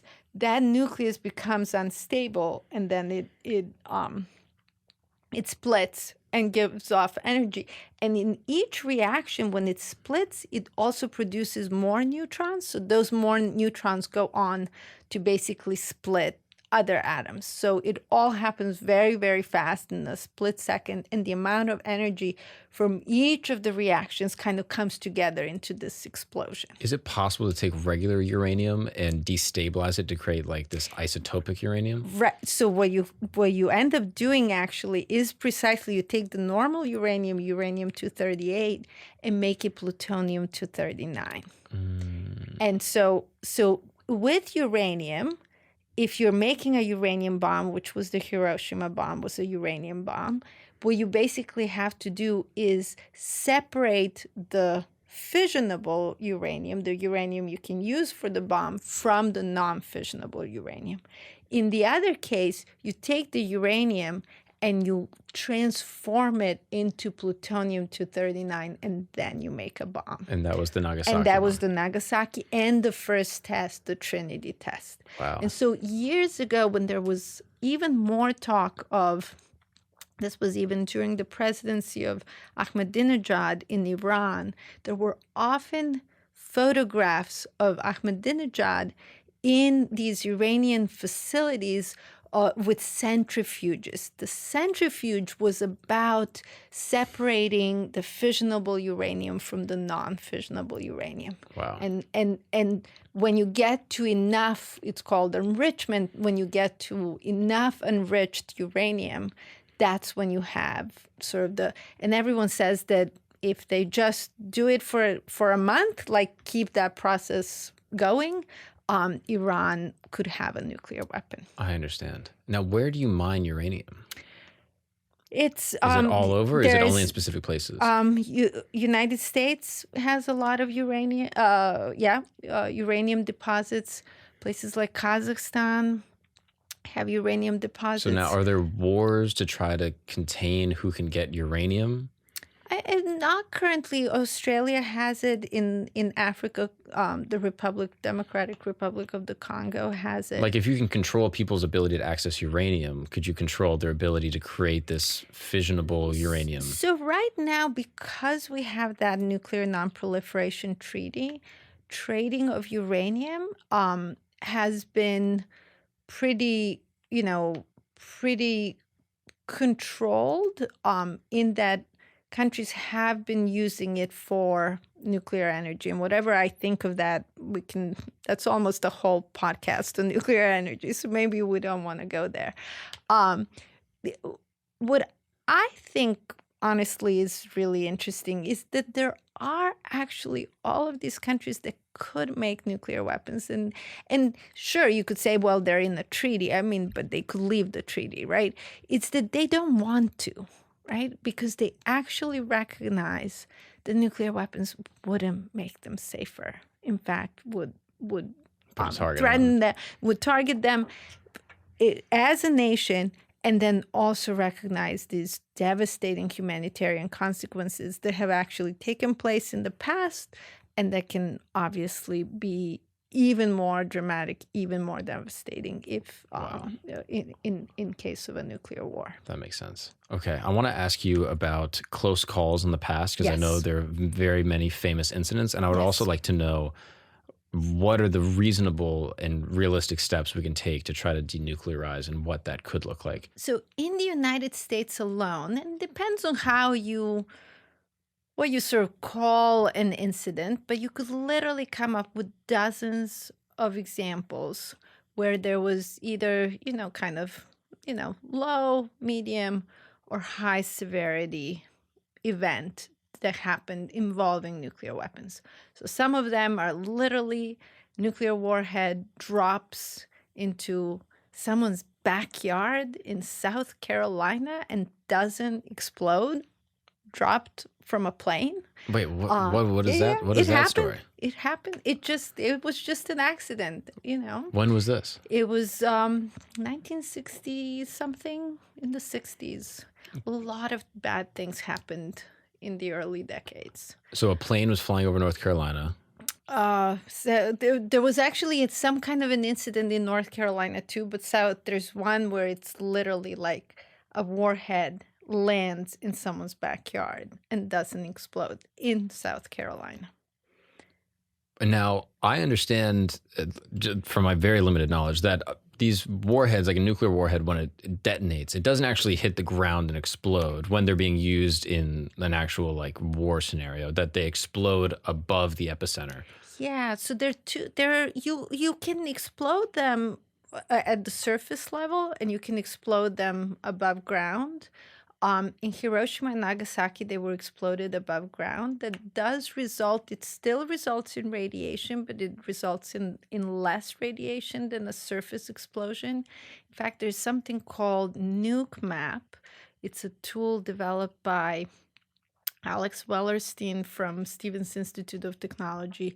You can go on this map and you can choose a nuclear weapon and you can choose your location and see exactly what would happen, how many people would die, what's the kind of these concentric circles of, basically a fireball. Fireball is like temperature as high as the sun, so everything evaporates within the fireball. And then you go into the heavy, damage area and radiation area and, moderate damage and so on. So you just kind of keep going. The specific example of the warhead dropping in Oh, right. Carolinas. That's why I started talking about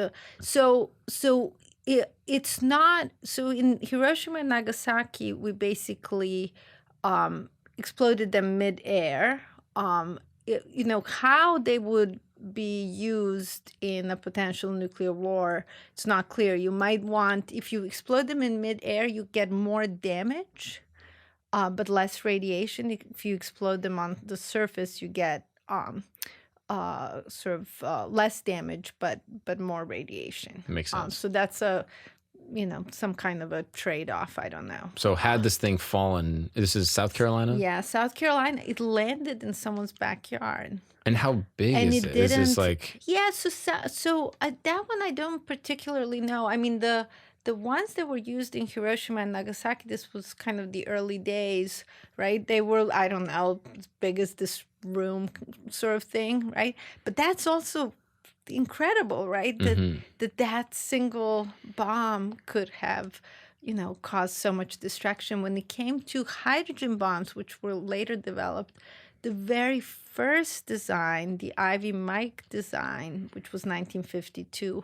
was basically as big as a building. It was like a 7-story building. That was a bomb, right? I know, it sounds kind of crazy. Still, it was 700 Hiroshima bomb equivalents, right? So like an enormous amount of destruction, right, from a single building. And that was going to detonate off a missile, or were they going to drop it out of a plane? That one was basically like a surface, like they built it. It was like a surface. And then Bravo was exploded mid-air, but it then vaporized an island and created a crater in the Pacific Ocean. So when you look at a Google map of Bikini Atoll, you basically, it's these atolls, we talked a little bit about them being just kind of rims of all volcanoes the corals build upon. And so what happens is you kind of have, they call them the pearls of the Pacific. You sort of have like this, string of islands.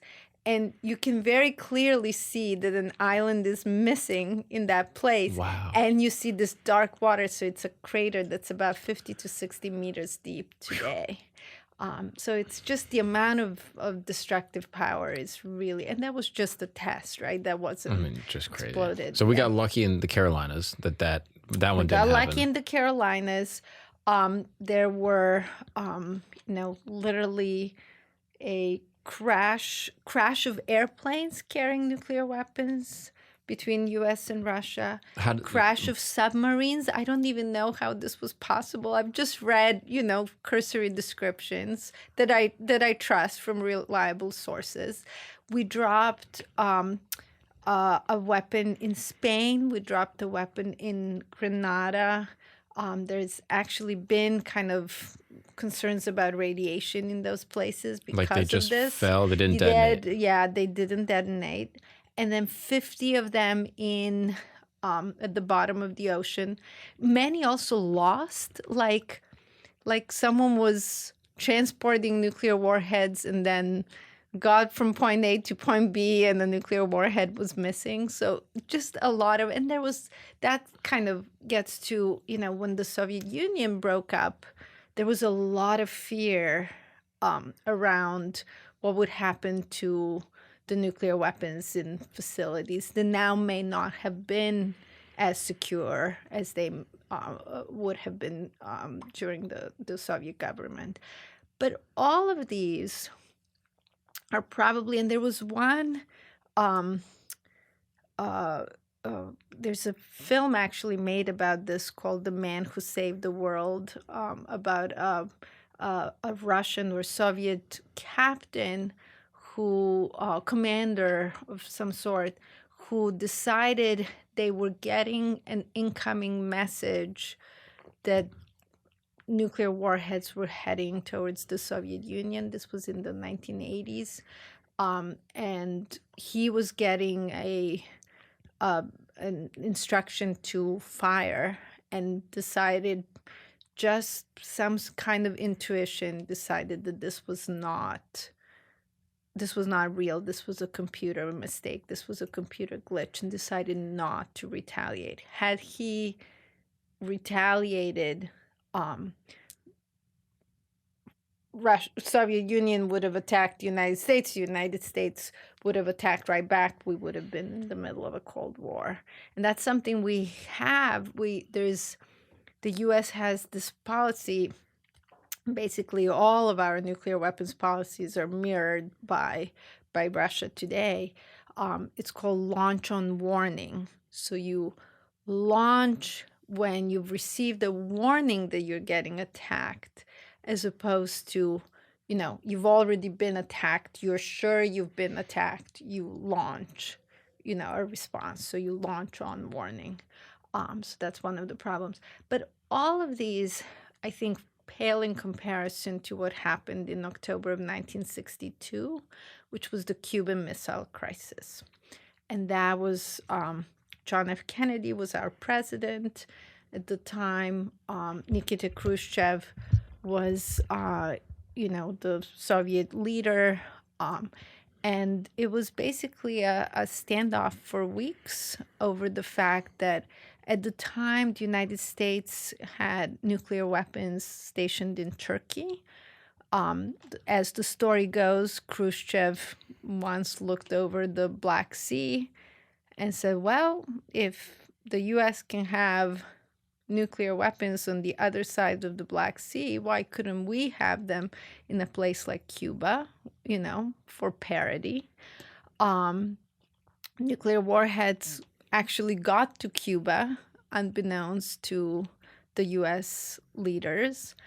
And as this thing began to unfold, it literally, I think we were just so close to an all-out, full-out nuclear war. In that case, there was also a Russian submarine commander. There was a Russian submarine that at one point had come up to surface, and he ended up deciding, not approving. His other two people in his submarine wanted to fire, and he ended up deciding not to. That meant that they didn't end up firing. So it was such a close call. Like, you and I wouldn't have been here.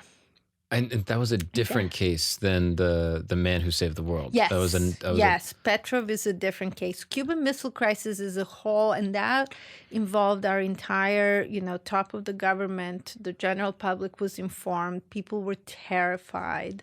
And this man's name is Petrov? No, Petrov was in the 80s. No, Cuban Missile Crisis. Oh, Arkhipov. Yeah, Arkhipov was the other. And why were they given order to fire?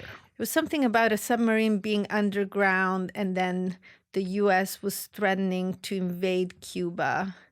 We almost went in to invade Cuba, but Soviet Union already had nuclear weapons. If we had gone to invade, they would have hit a city in the U.S. like Miami, and that would have set off the full-blown nuclear war. What's up, guys? We're going to take a break really quick because we got to talk about your amazing dick game.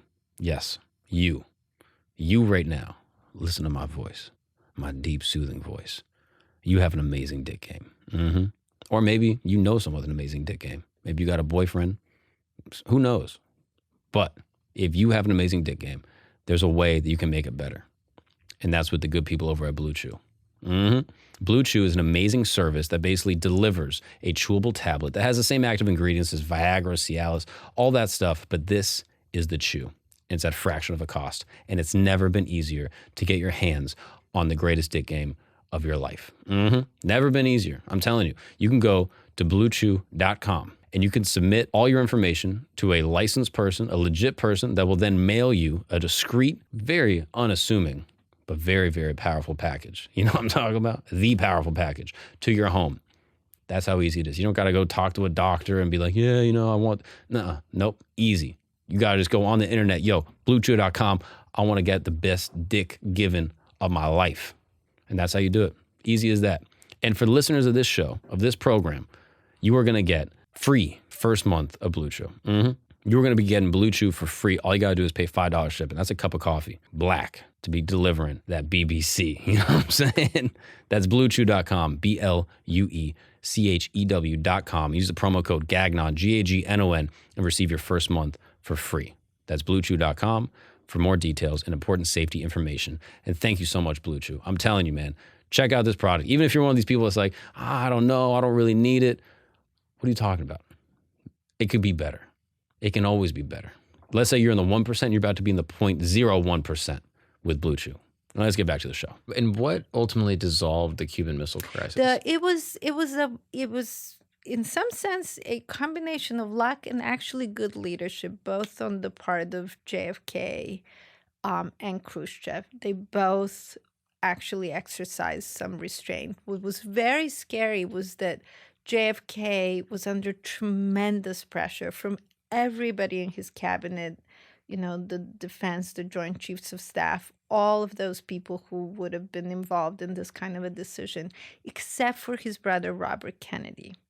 So JFK and Robert were the ones, because they wanted him to start nuclear war preemptively. They wanted to, let's invade Cuba. Let's just go all in. And he had enough,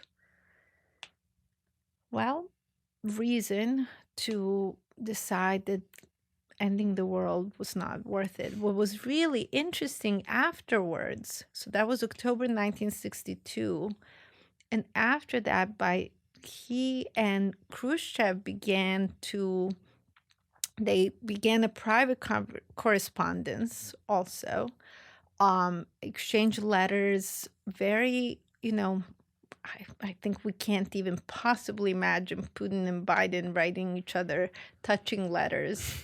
Khrushchev would write like, I'm on a train in Siberia and I'm looking out at the window at the beautiful nature and the snow-covered forest, and I wish you were with me to see how beautiful our planet is, right? And sorry, I don't know why I got teary about that. But that's the point. There was like this humanity, and then by springtime, what they actually did is they pushed forward together something called the Atmospheric Test Ban Treaty, and that ended up actually happening in the United States. Kennedy went around the country, got the general public, totally behind him, and then the Senate ratified this treaty by a vote of 80 to 19. Can you imagine us passing anything by a vote of 80 to 19 today? And that treaty basically ended the US, Soviet Union, and the United Kingdom all ended all of their atmospheric testing. So the US had done nuclear testing in the Marshall Islands. It continued to do nuclear testing both here at home in Nevada, at the Nevada test site. It also did, together with the United Kingdom, it conducted nuclear tests in another Pacific Island state called Kiribati. And then the British also tested in Australia, as well as on our soil. And then the Soviets had nuclear testing and atmospheric testing in Kazakhstan. That was one of their largest nuclear test sites, but also in a place in the Arctic called Novaya Zemlya. That's where they tested like that Tsar bomber, the really even bigger than Bravo bomber. So that treaty actually got us to a point where all those atmospheric tests stopped, and that was huge. That was a huge, and it also showed that an agreement between the Cold War powers was possible. And I think that was a really, really amazing moment. Kennedy went on he also gave in 1963, so this was just months before he was killed in November of 63. He went on to give a speech. I like to say it's a very famous speech, but most people haven't heard of it. So if you haven't heard of it, you should either read it or watch it. It was a commencement speech at American University. And many people who work on peace issues think of this as the best peace speech ever given. And it's just beautiful. It's just poetry. It's both about, what we as a nation owe to ourselves and to each other, but it's also about what we owe to the world and how we can even disagree on things like, communism of Soviet Union versus our own economic and political system and democracy, but still recognizing there's a sentence in there where he says something like about the Soviets, sort of, we all breathe the same air and we all cherish our children's future. That was just absolutely tremendous. He also, at one point, he says about peace, he says, what kind of peace am I talking about? And then he says the kind of peace, blah, blah. And then he says, not merely peace for Americans, but peace for all men and women. Not merely peace for our time, but peace for all time. It's literally just poetry. And that was, in some sense, there was so much at that moment to kind of look forward to that one could have imagined. And then, of course, he was killed before the end of the year. a few years later, his brother was running for office and was killed. Martin Luther King was killed. I mean, it was just the 60s were just this devastating time. And then we were sort of on this road to the arms race, was fully out of control to the point where in 86 we got to be at 70,000 nuclear warheads. Do you think JFK's death, obviously there's many conspiracies and speculations, et cetera, do you think it had anything to do with his appetite for peace and his desire to denuclearize? Sadly, I do. And it makes me sad even to say that, but sadly I do. And I don't know who I think from the books I've read, it seems clear to me that it wasn't just Lee Oswald, that this was bigger. Who was behind it? Obviously, that there are different, I would not call them conspiracy theories. I would call them hypotheses. Alternate theories, perhaps. Yeah. Again, I wouldn't feel qualified, but it seems to me, and just all these other people who were trying to do the same thing, right? And Martin Luther King he gave, of course, the very famous, speech, "I Have a Dream." He also gave, a year before he died, he was killed, he gave a speech at Riverside Church right by Columbia University. He gave a speech on Vietnam, and in which he also talked about nuclear weapons, and he was actually very good at connecting this with sort of our domestic policies. Like, look at what we're spending our money on while so many people in our country are poor and suffering. And of course, he was very concerned about the suffering of Black Americans or African Americans. Right. That was just reading, I was born in the 70s, just reading about the 60s has really impacted me deeply, because it was a very hard time. And I feel like in some sense, what we're finding ourselves in right now is that kind of a, crisis mode. Like, we seem to be constantly in crisis mode, which is it's very difficult to address needs of a society if you're, constantly dealing with crises. Wow. Yeah, it seems like anyone that is an agent of peace on a large scale gets taken care of in some capacity. Yeah, I mean, some people say that Kennedy was sort of our last president who was on that, a path of peace, so to speak. Yeah, a path of peace, and the ability to really see, to see humanity as a whole as worth fighting for. And we somehow, the whole issue of nuclear weapons really has to come down to this recognition that if we are simply and only driven by our national interests, it's not going to end well. Like, it's just not going to end well. Because at the same time that we are pursuing these national interests, the problems we really face and have to face are global and have to be solved through global cooperation. Whether you're talking about climate change, whether you're talking about pandemics, whether you're talking about AI and, other threats. God forbid we have an asteroid heading towards us, which would actually, that's kind of an interesting side comment. It was scientists realizing that an asteroid hit the Earth 66 million years ago. That's what wiped out the dinosaurs.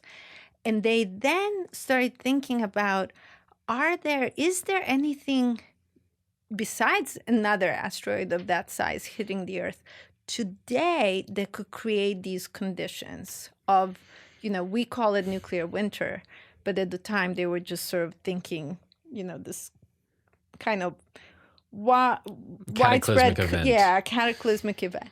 And that's when they realized the nuclear war would do that. So it was in the early 80s that the asteroid, you know, theory was kind of supported with evidence, and then they went into the studies of what would happen in case of a nuclear war. And Carl Sagan was famously part of that, and really a big proponent of nuclear disarmament. Wow. So I guess this leads me to my last and maybe most important question: is what does the path to denuclearization look like, and how is it realistic to say that we could get to zero nuclear weapons? Yeah.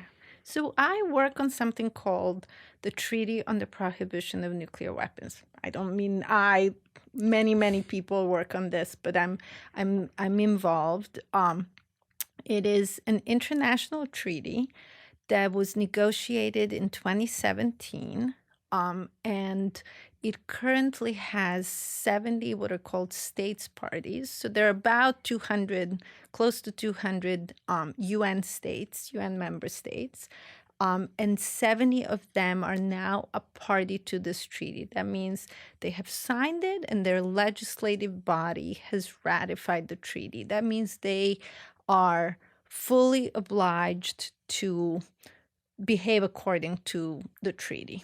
And the treaty bans everything having to do with nuclear weapons, including, for example, making nuclear threats, right? So you can't have them, you can't develop them, you can't use them, you can't threaten them, you can't,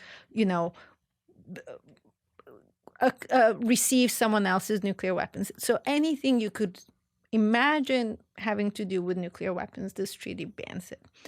The treaty also has another close to 30 states that have signed it and are working towards the ratification. So very soon, I'm hoping in just the next few months, we'll get to a point where the treaty has 100 either states parties or signatory states. So hopefully we get there. And then we're going to basically we'll have crossed half of all UN member states. And we have to keep going. We have to get more support. When the treaty was negotiated, it had 122 states vote in favor of the negotiations of the treaty. And so now, that process is unfolding.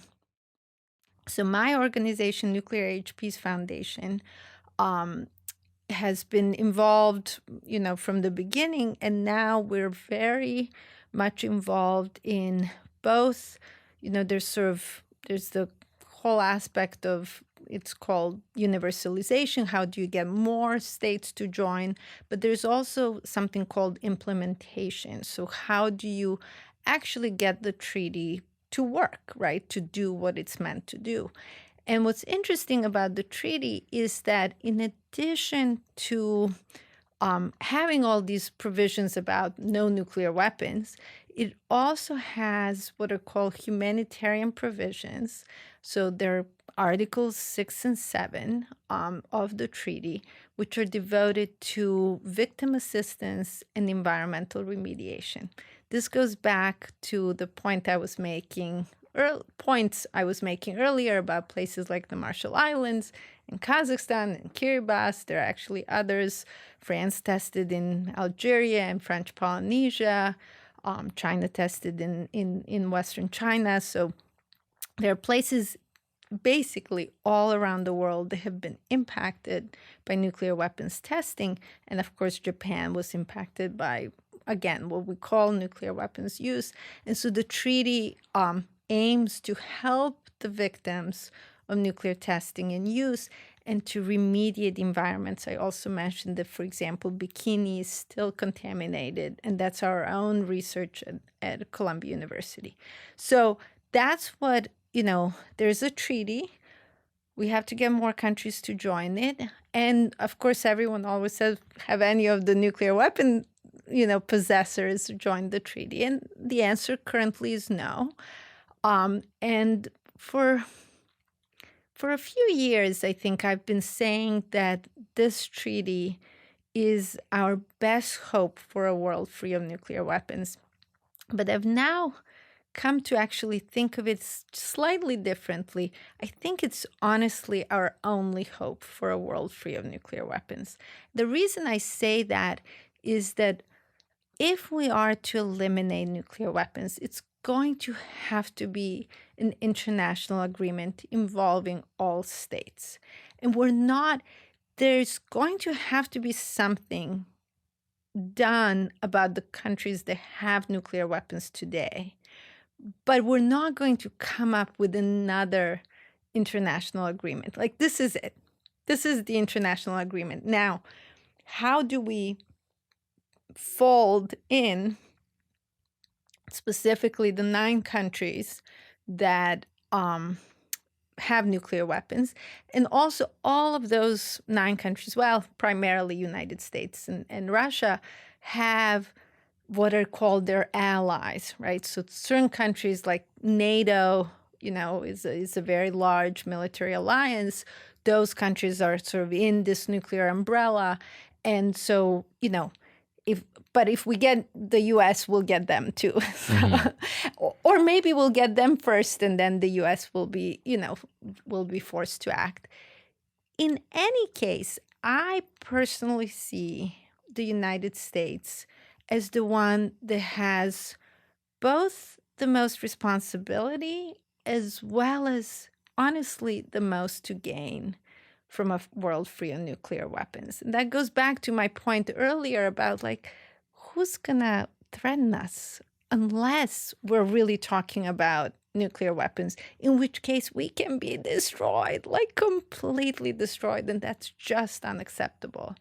And at the same time, the reason I say United States has the most responsibility, it's all of these things. It's the fact that we were the first country to develop them. We were the only country, again, if we use the term use, as in attacks on cities full of women and children. In the Marshall Islands, 6 months after Hiroshima and Nagasaki, we were in there planning for the nuclear testing before anyone else even had them, right? And so I call it, we wrote the playbook for the nuclear testing era. There's an enormous amount in my mind, of ethical and moral responsibility. But we need, and I think this is partly why I wanted to tell you earlier about the Partial Test Ban Treaty. I think that one is the one that gives me the most hope, because at that time there was also an awakening of the general public. There was something called Mothers for Peace, and those mothers, what was happening actually is they began collecting baby teeth, because babies lose teeth, right? And so they began collecting baby teeth and then doing an analysis of baby teeth and finding strontium-90 in the baby teeth. And so these mothers were out in the streets going I don't want baby, strontium-90 in my baby's teeth. And they were really out. This was a time that was different, for women in this country, right? Most didn't have professions and jobs outside of the home, or many didn't. And they were out on the street. And it was this, awakening of the general public. There was this, young president who really cared and wanted to do something about it. And I think what we need now is something similar. We need an awakened citizenry, and we need good leaders. We need good leadership. Sorry to say I'm not excited about this upcoming election, but I do want to have hope that we can get there, and that this country can both recognize its sort of historical responsibility as well as its vulnerability, and say enough is enough. Get rid of the darn weapons. We cannot have this hanging over our nation and the world as a whole. And we need the resources to do all these things we need to be doing. And we need global cooperation to address the actual global threats that we have. So what if, which I doubt in the next 4 years, but maybe 8 years, an Yeah. American president could make the calculation and say, hey, we're putting all this money into preserving our nuclear weapons, into modernizing our nuclear weapons that could go elsewhere to help the American public, which seems like a great option. It also will make us less of a target. We already are not in any way threatened Yeah. militaristically from a neighboring nation or anything like that. We have all of our defense weapons, which we'll keep, but we will denuclearize. If they led the charge in saying, hey, let's all get together and let's denuclearize, and we will be, the leaders that will pave the way. Do you think that would be enough? I think it's incredibly important that that happens. And I actually really honestly believe that it could lead to a place where everybody else comes together, and maybe you have to use some carrots, and maybe you have to use some sticks. But if the United States decides to do this, I actually really do believe that other countries will follow. It's just impossible to see right now anyone else kind of taking that mantle. And we want to be the leaders, right? Like we have that sort of, both desire and in practice, we, constantly want to lead the world. Well, let's lead the world in getting rid of a threat that, again, I mentioned asteroids. If an asteroid headed our way today, maybe there are things we could do to divert it. There are certain scenarios where it's coming straight for us and there's nothing we can do. That's obviously terrible, but it's very different from we created something that can destroy us. And it's the kind of destruction, right? That's like you've just decided something for all the future generations. You decided it for all these other species on the planet. And you, in some sense, so disrespected the generation upon generation upon generation of our ancestors, human ancestors, right? Let's call it 10,000 generations of distinctly human Homo sapiens ancestors. If our species is, let's say, 200,000 years old and 20, years per generation. And then everything, right? And those distinctly human ancestors, what they had to go through for 200,000 years for all of us to be here. And now we're just going to destroy because we don't like this leader or we don't like that leader. And to kill civilians, right, as a matter of policy, like it's really, really nuts. And I mean, a world free of nuclear weapons, that's, I mentioned the Nuclear Age Peace Foundation. We're one of the organizations working on this. There are many others.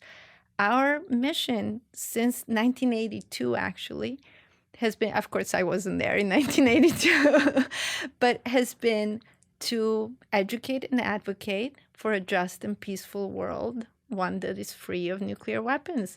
And it has to happen. In my case, I'm hopeful that it can happen in my lifetime. Do you think a relatively, and I specify relatively, minor tragedy could ultimately result in this denuclearization? Like hypothetically, if India and Pakistan, like that hypothetical we talked about before, were to fire off, 2 or 3 nuclear warheads at each other, and it causes some type of acute nuclear winter that affects the global, population. And then let's say America says, all right, this is crazy. You've, millions of people have died. And then, hundreds of thousands, maybe millions of people have died in America because of this, nuclear winter. Now we're stopping it. Yeah. Is that a possible outcome? It's a very good question. Many people who've thought and worked on this have told me precisely that, oh, we won't do anything until something happens. The problem with that is that we really do think, and this comes from, they call them war games. We really do think that 1 or 2 or 3 doesn't end there. It ends in full-blown nuclear war. So I think it would be too late. But let's even imagine, because there's been all this talk about, Russia will use 1 tactical nuclear weapon in Ukraine. My concern is almost the opposite of what you're proposing, which is they use one tactical nuclear weapon. It's not so bad, right? I mean, we've been devastated by, 40, close to 40,000 civilians civilians in Gaza, right? So like, let's say it's something on the order of 100,000 people die. That was about the number of casualties in Hiroshima and Nagasaki. And then you sort of go like, oh, see, that wasn't so bad. We don't have to get rid of these weapons, right? Oh, really? So like you could almost have it go the other way, right? Where it's like, oh, it's not so bad. And then this taboo, people also there's this term nuclear taboo, right? Where there's this taboo of using a nuclear weapon. But if we were to break the taboo, It could become normalized. 2 years, 5 years, 10 years later, it's a full-blown nuclear war, and then it's all over. So I kind of really feel like we can't wait for that. Interesting. Yeah, I can see that. But yeah, because I see it as like, oh, if you use like a surgical or a specific use of a nuclear bomb, right? Like if you were to use it in a relatively rural area where it was only military, and it's a military target, and 10,000 soldiers die, and no civilian casualties. Which again, it's sad when soldiers die, but that's a part of war. I can see that. Yeah, if it's too surgical, then it would just normalize the use. Yeah, and that's what they've been working on as part of this modernization. There have been plans to make even smaller nuclear weapons, which would be precisely because somehow, that would be kind of easier to use than conventional weapons with, that would mimic that same yield. And that I think is incredibly dangerous because it could really lead to this, exactly what you described, normalization of nuclear weapons use that could then just escalate out of our control. The other thing I want to just say is that we also have to fundamentally, and I go back to those quotes I mentioned from JFK's peace speech, is the idea that we as humans, our technology will continue to evolve, even if we, get rid of nuclear weapons, which I very much hope we do, because I do think they present a unique threat. I think that we have to get to a point where wars are no longer a solution, where wars are, somehow they're actually essentially outlawed by UN Charter, but obviously we continue to have them. But where it is effectively enforced, peace is effectively enforced, and we find ways as nation states, as peoples, we find ways to use diplomacy for solving our conflicts as opposed to war. It's so barbaric if you think about it. Yeah, and the cost is so high. And, again, with nuclear weapons, like you can imagine rebuilding Gaza. If you were to use nuclear weapons, you can't even rebuild because the radiation will be such that you can't rebuild the cities and places that you've destroyed. Right. Have you seen any of these billionaires that are building bunkers in New Zealand or Australia? Yeah, I've heard. I'm sure, yeah. I've heard stories. I haven't looked into this or read anything about this, but I've heard different like tech billionaires are buying pieces of land in rural areas and like building underground bunkers and things like that. I'm not surprised. Somehow I mean, clearly they're concerned about something, and probably nuclear war. Not like maybe it will help them, maybe it will, prolong their life, but it's not like you can live in a bunker forever. You're going to run out of food too. It's kind of like the submarine thing we were talking about earlier. Right. Like you're going to have to come up to surface. So I think those billionaires really actually should invest some of their money and influence in helping us. I have a few projects for them, a few proposals on how we get to a point where they don't have to build that bunker. Do you think independent agents, like a billionaire in this example, let's say an Elon Musk or something, was interested in nuclear peace? Could any wealthy individuals or people with influence put pressure onto a government or try to use their money in a way to try to denuclearize? Is that possible? I think absolutely. I think nowadays it's two separate things. One is resources. So the nuclear disarmament movement is, the nonprofit sector struggles, has always struggled with resources. The nuclear disarmament movement is like the struggler of the nonprofit sector, of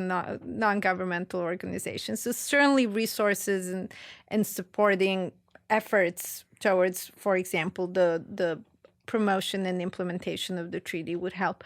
I also really think that we just need, for that general public awakening, we need more people. I'm so grateful to you for this podcast. Absolutely.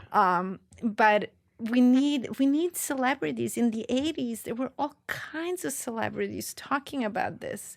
And really, Michael Douglas and Jane Fonda and all kinds of people were,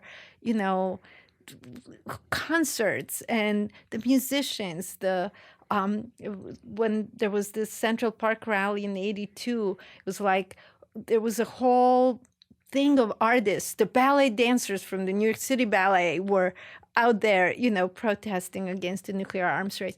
We are, for better or for worse, a society that cares about celebrities. So how about, Beyonce and Taylor Swift, and some of these people really truly should just, and I know some of them are parents. I think Beyonce is a parent. They should think a little bit about what they want.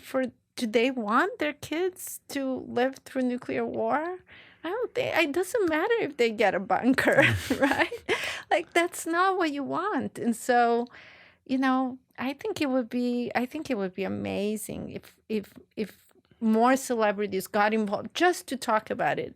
And then if someone with a really deep pockets wanted to help fund these efforts, to me, I have the United Nations, for all that it has been doing and does, often gets a lot of criticism, right? And, it's ineffective, or, it's doing this wrong, or, it's doing that wrong.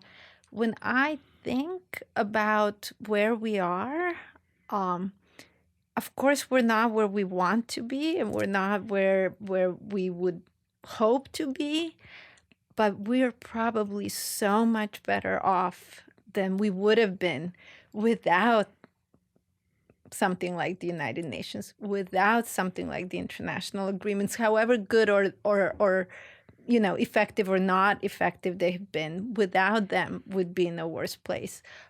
So in some sense, it's almost not so much about where should we be. It's about that aspiration for where we should be going in the future.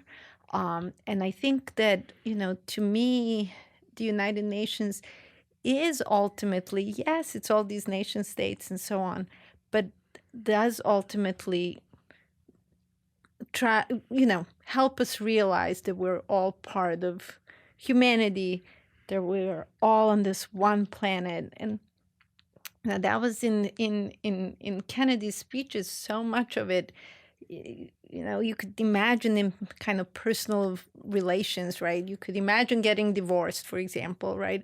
And then living very far apart from your ex-spouse, and somehow it doesn't matter. Well, on this planet, like, we can't move away from Russia. We can't move away from China.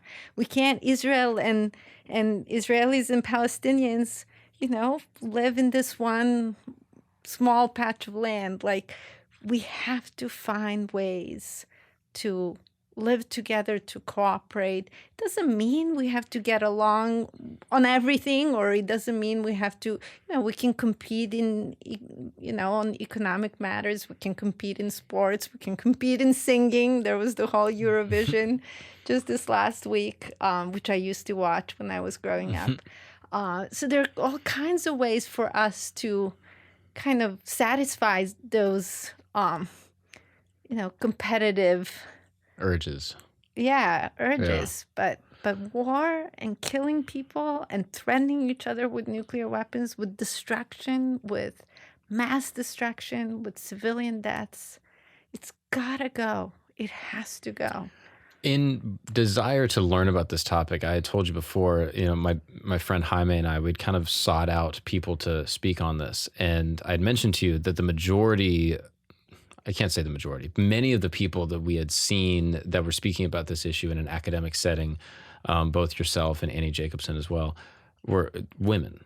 Yeah. There was a lot of women. And I'm curious, in your work in the field, if you find at these conventions it's primarily women, if it's disordinately women, and what your reasoning for that would be. Yeah, it's very interesting. So in the circles where I now spend a lot of time, call it nuclear disarmament, there's kind of, there's sort of two parts to it. One is the actual diplomats from countries. And that I would say, and oftentimes, sometimes I may be dealing with actual UN ambassadors or ambassadors to the UN from specific countries, but oftentimes it's sort of, for larger missions, it's actually people who work specifically on nuclear disarmament issues for their country. And I would say that there's some women, probably more men than women, in the diplomatic corps. But when it comes to civil, what in the United Nations lingo is called civil society, that's representatives from non-governmental organizations, from academia. It might be also affected communities. So Japan has very strong kind of civil society, where, in many ways, the backbone of it are the hibakusha. Those are the survivors of the attacks on Hiroshima and Nagasaki. And I would agree with you and say that for civil society, probably the majority is women. I think there's something really meaningful to that. There's a fabulous, amazing woman. She must be now, I don't want to say how old she is, but she's certainly, she was actually on the stage of the Central Park rally in 1982 as, must have been in her 30s by that point. Her name is Helen Caldecott. She's an Australian doctor who spent many years here in the United States, and was involved in leading an organization called Physicians for Social Responsibility. And, she makes this strong argument that it's, that women have this, urge to protect their children, to love their children, to protect posterity. I'm a mother myself. I feel in many ways that I am very much driven by that. I've said at times that what I really want to leave to my children is a world free of nuclear weapons. Like, that's what I want to leave them, forget. Maybe if I leave them some money, I'm sure they'll appreciate it. But if I can leave that to them, that would be everything, absolutely everything to me. And, that's not to say that's somehow exclusive, to women, but that there is a kind of, outrage over the state of the world that we find ourselves in, and that somehow women are responding to that differently and feel really driven. In my own career, I actually came into this topic I didn't study I studied science. I studied chemical engineering in college and in graduate school, and then started teaching at Columbia University. And and became involved in the nuclear weapons issue through teaching and kind of mentoring students and so on. And I've been at Columbia for now over 15 years, and I love what I do in terms of my teaching work. I love teaching. And I only started working with the Nuclear Age Peace Foundation just a couple of years ago. And I often tell people that I love what I do when I teach, and I have to do what I'm doing on nuclear weapons. Like it's not like you love talking about the end of the world, right? But I just feel like I can't drop it. I can't stop.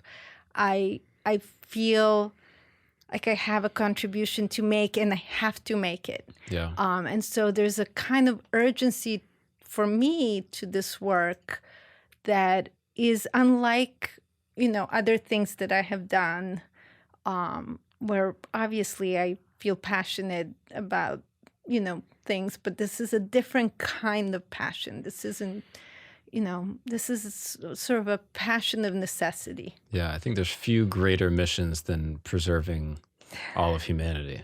Yeah. Yeah, I can understand that. Now, if there's anyone that was like myself, that was like moved by the conversation, or is interested in learning more, or was maybe embarrassed by how little they knew, are there any resources or books you would recommend? Yeah, absolutely. If people want to get involved in this topic. Yeah, no. Well, first I'm going to be sort of selfish and recommend going to the Nuclear Age Peace Foundation's website, which is wagingpeace.org.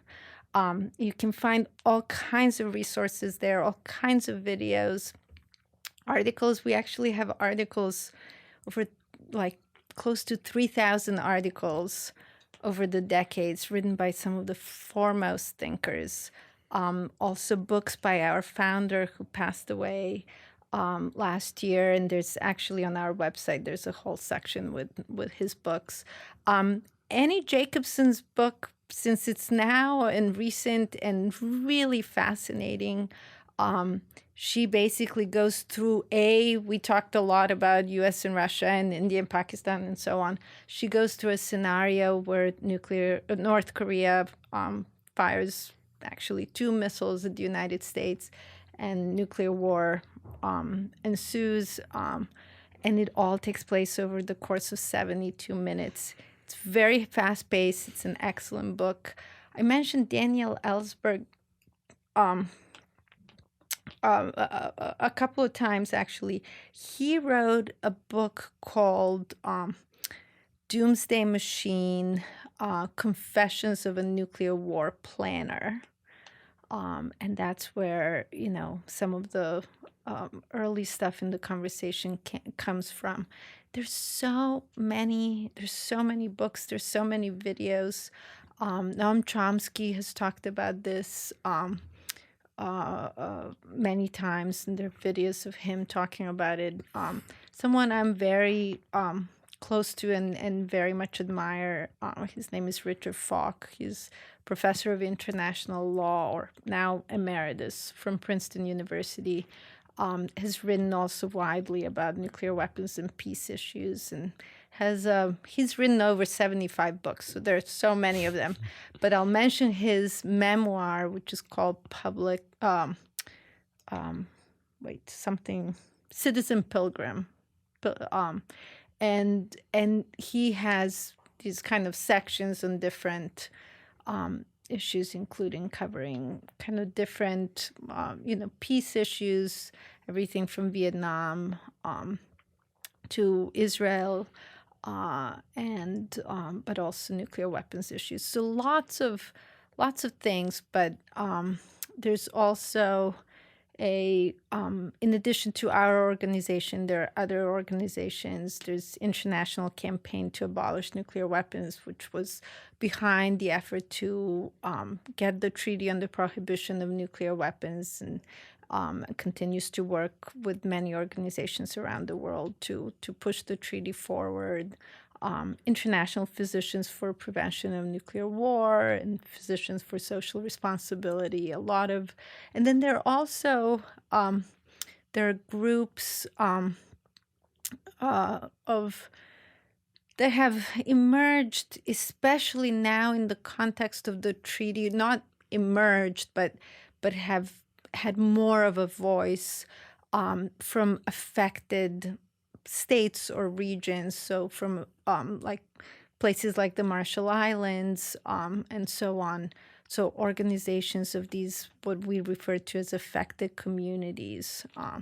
So we have a good partner here in the U.S. called Marshallese Educational Initiative. So lots of, lots of ways to learn more. And I think to me, that's really key to getting to where we need to get to, which is we have to get to a point where people are actually invested in this such that our political leaders can't keep sweeping it under the rug and pretending like it's not happening. Yeah. Well, Ivana, thank you so much for taking the time to share this with me and answer all my dumb questions. I really appreciate it. They weren't dumb at all, Mark. This was really, what a pleasure. Thank you so much. Hopefully we'll be here in a year. And, yes. and we can pick up this conversation again and discuss things as they develop. I'm happy to come back anytime. Thank you so much. Let's do this again.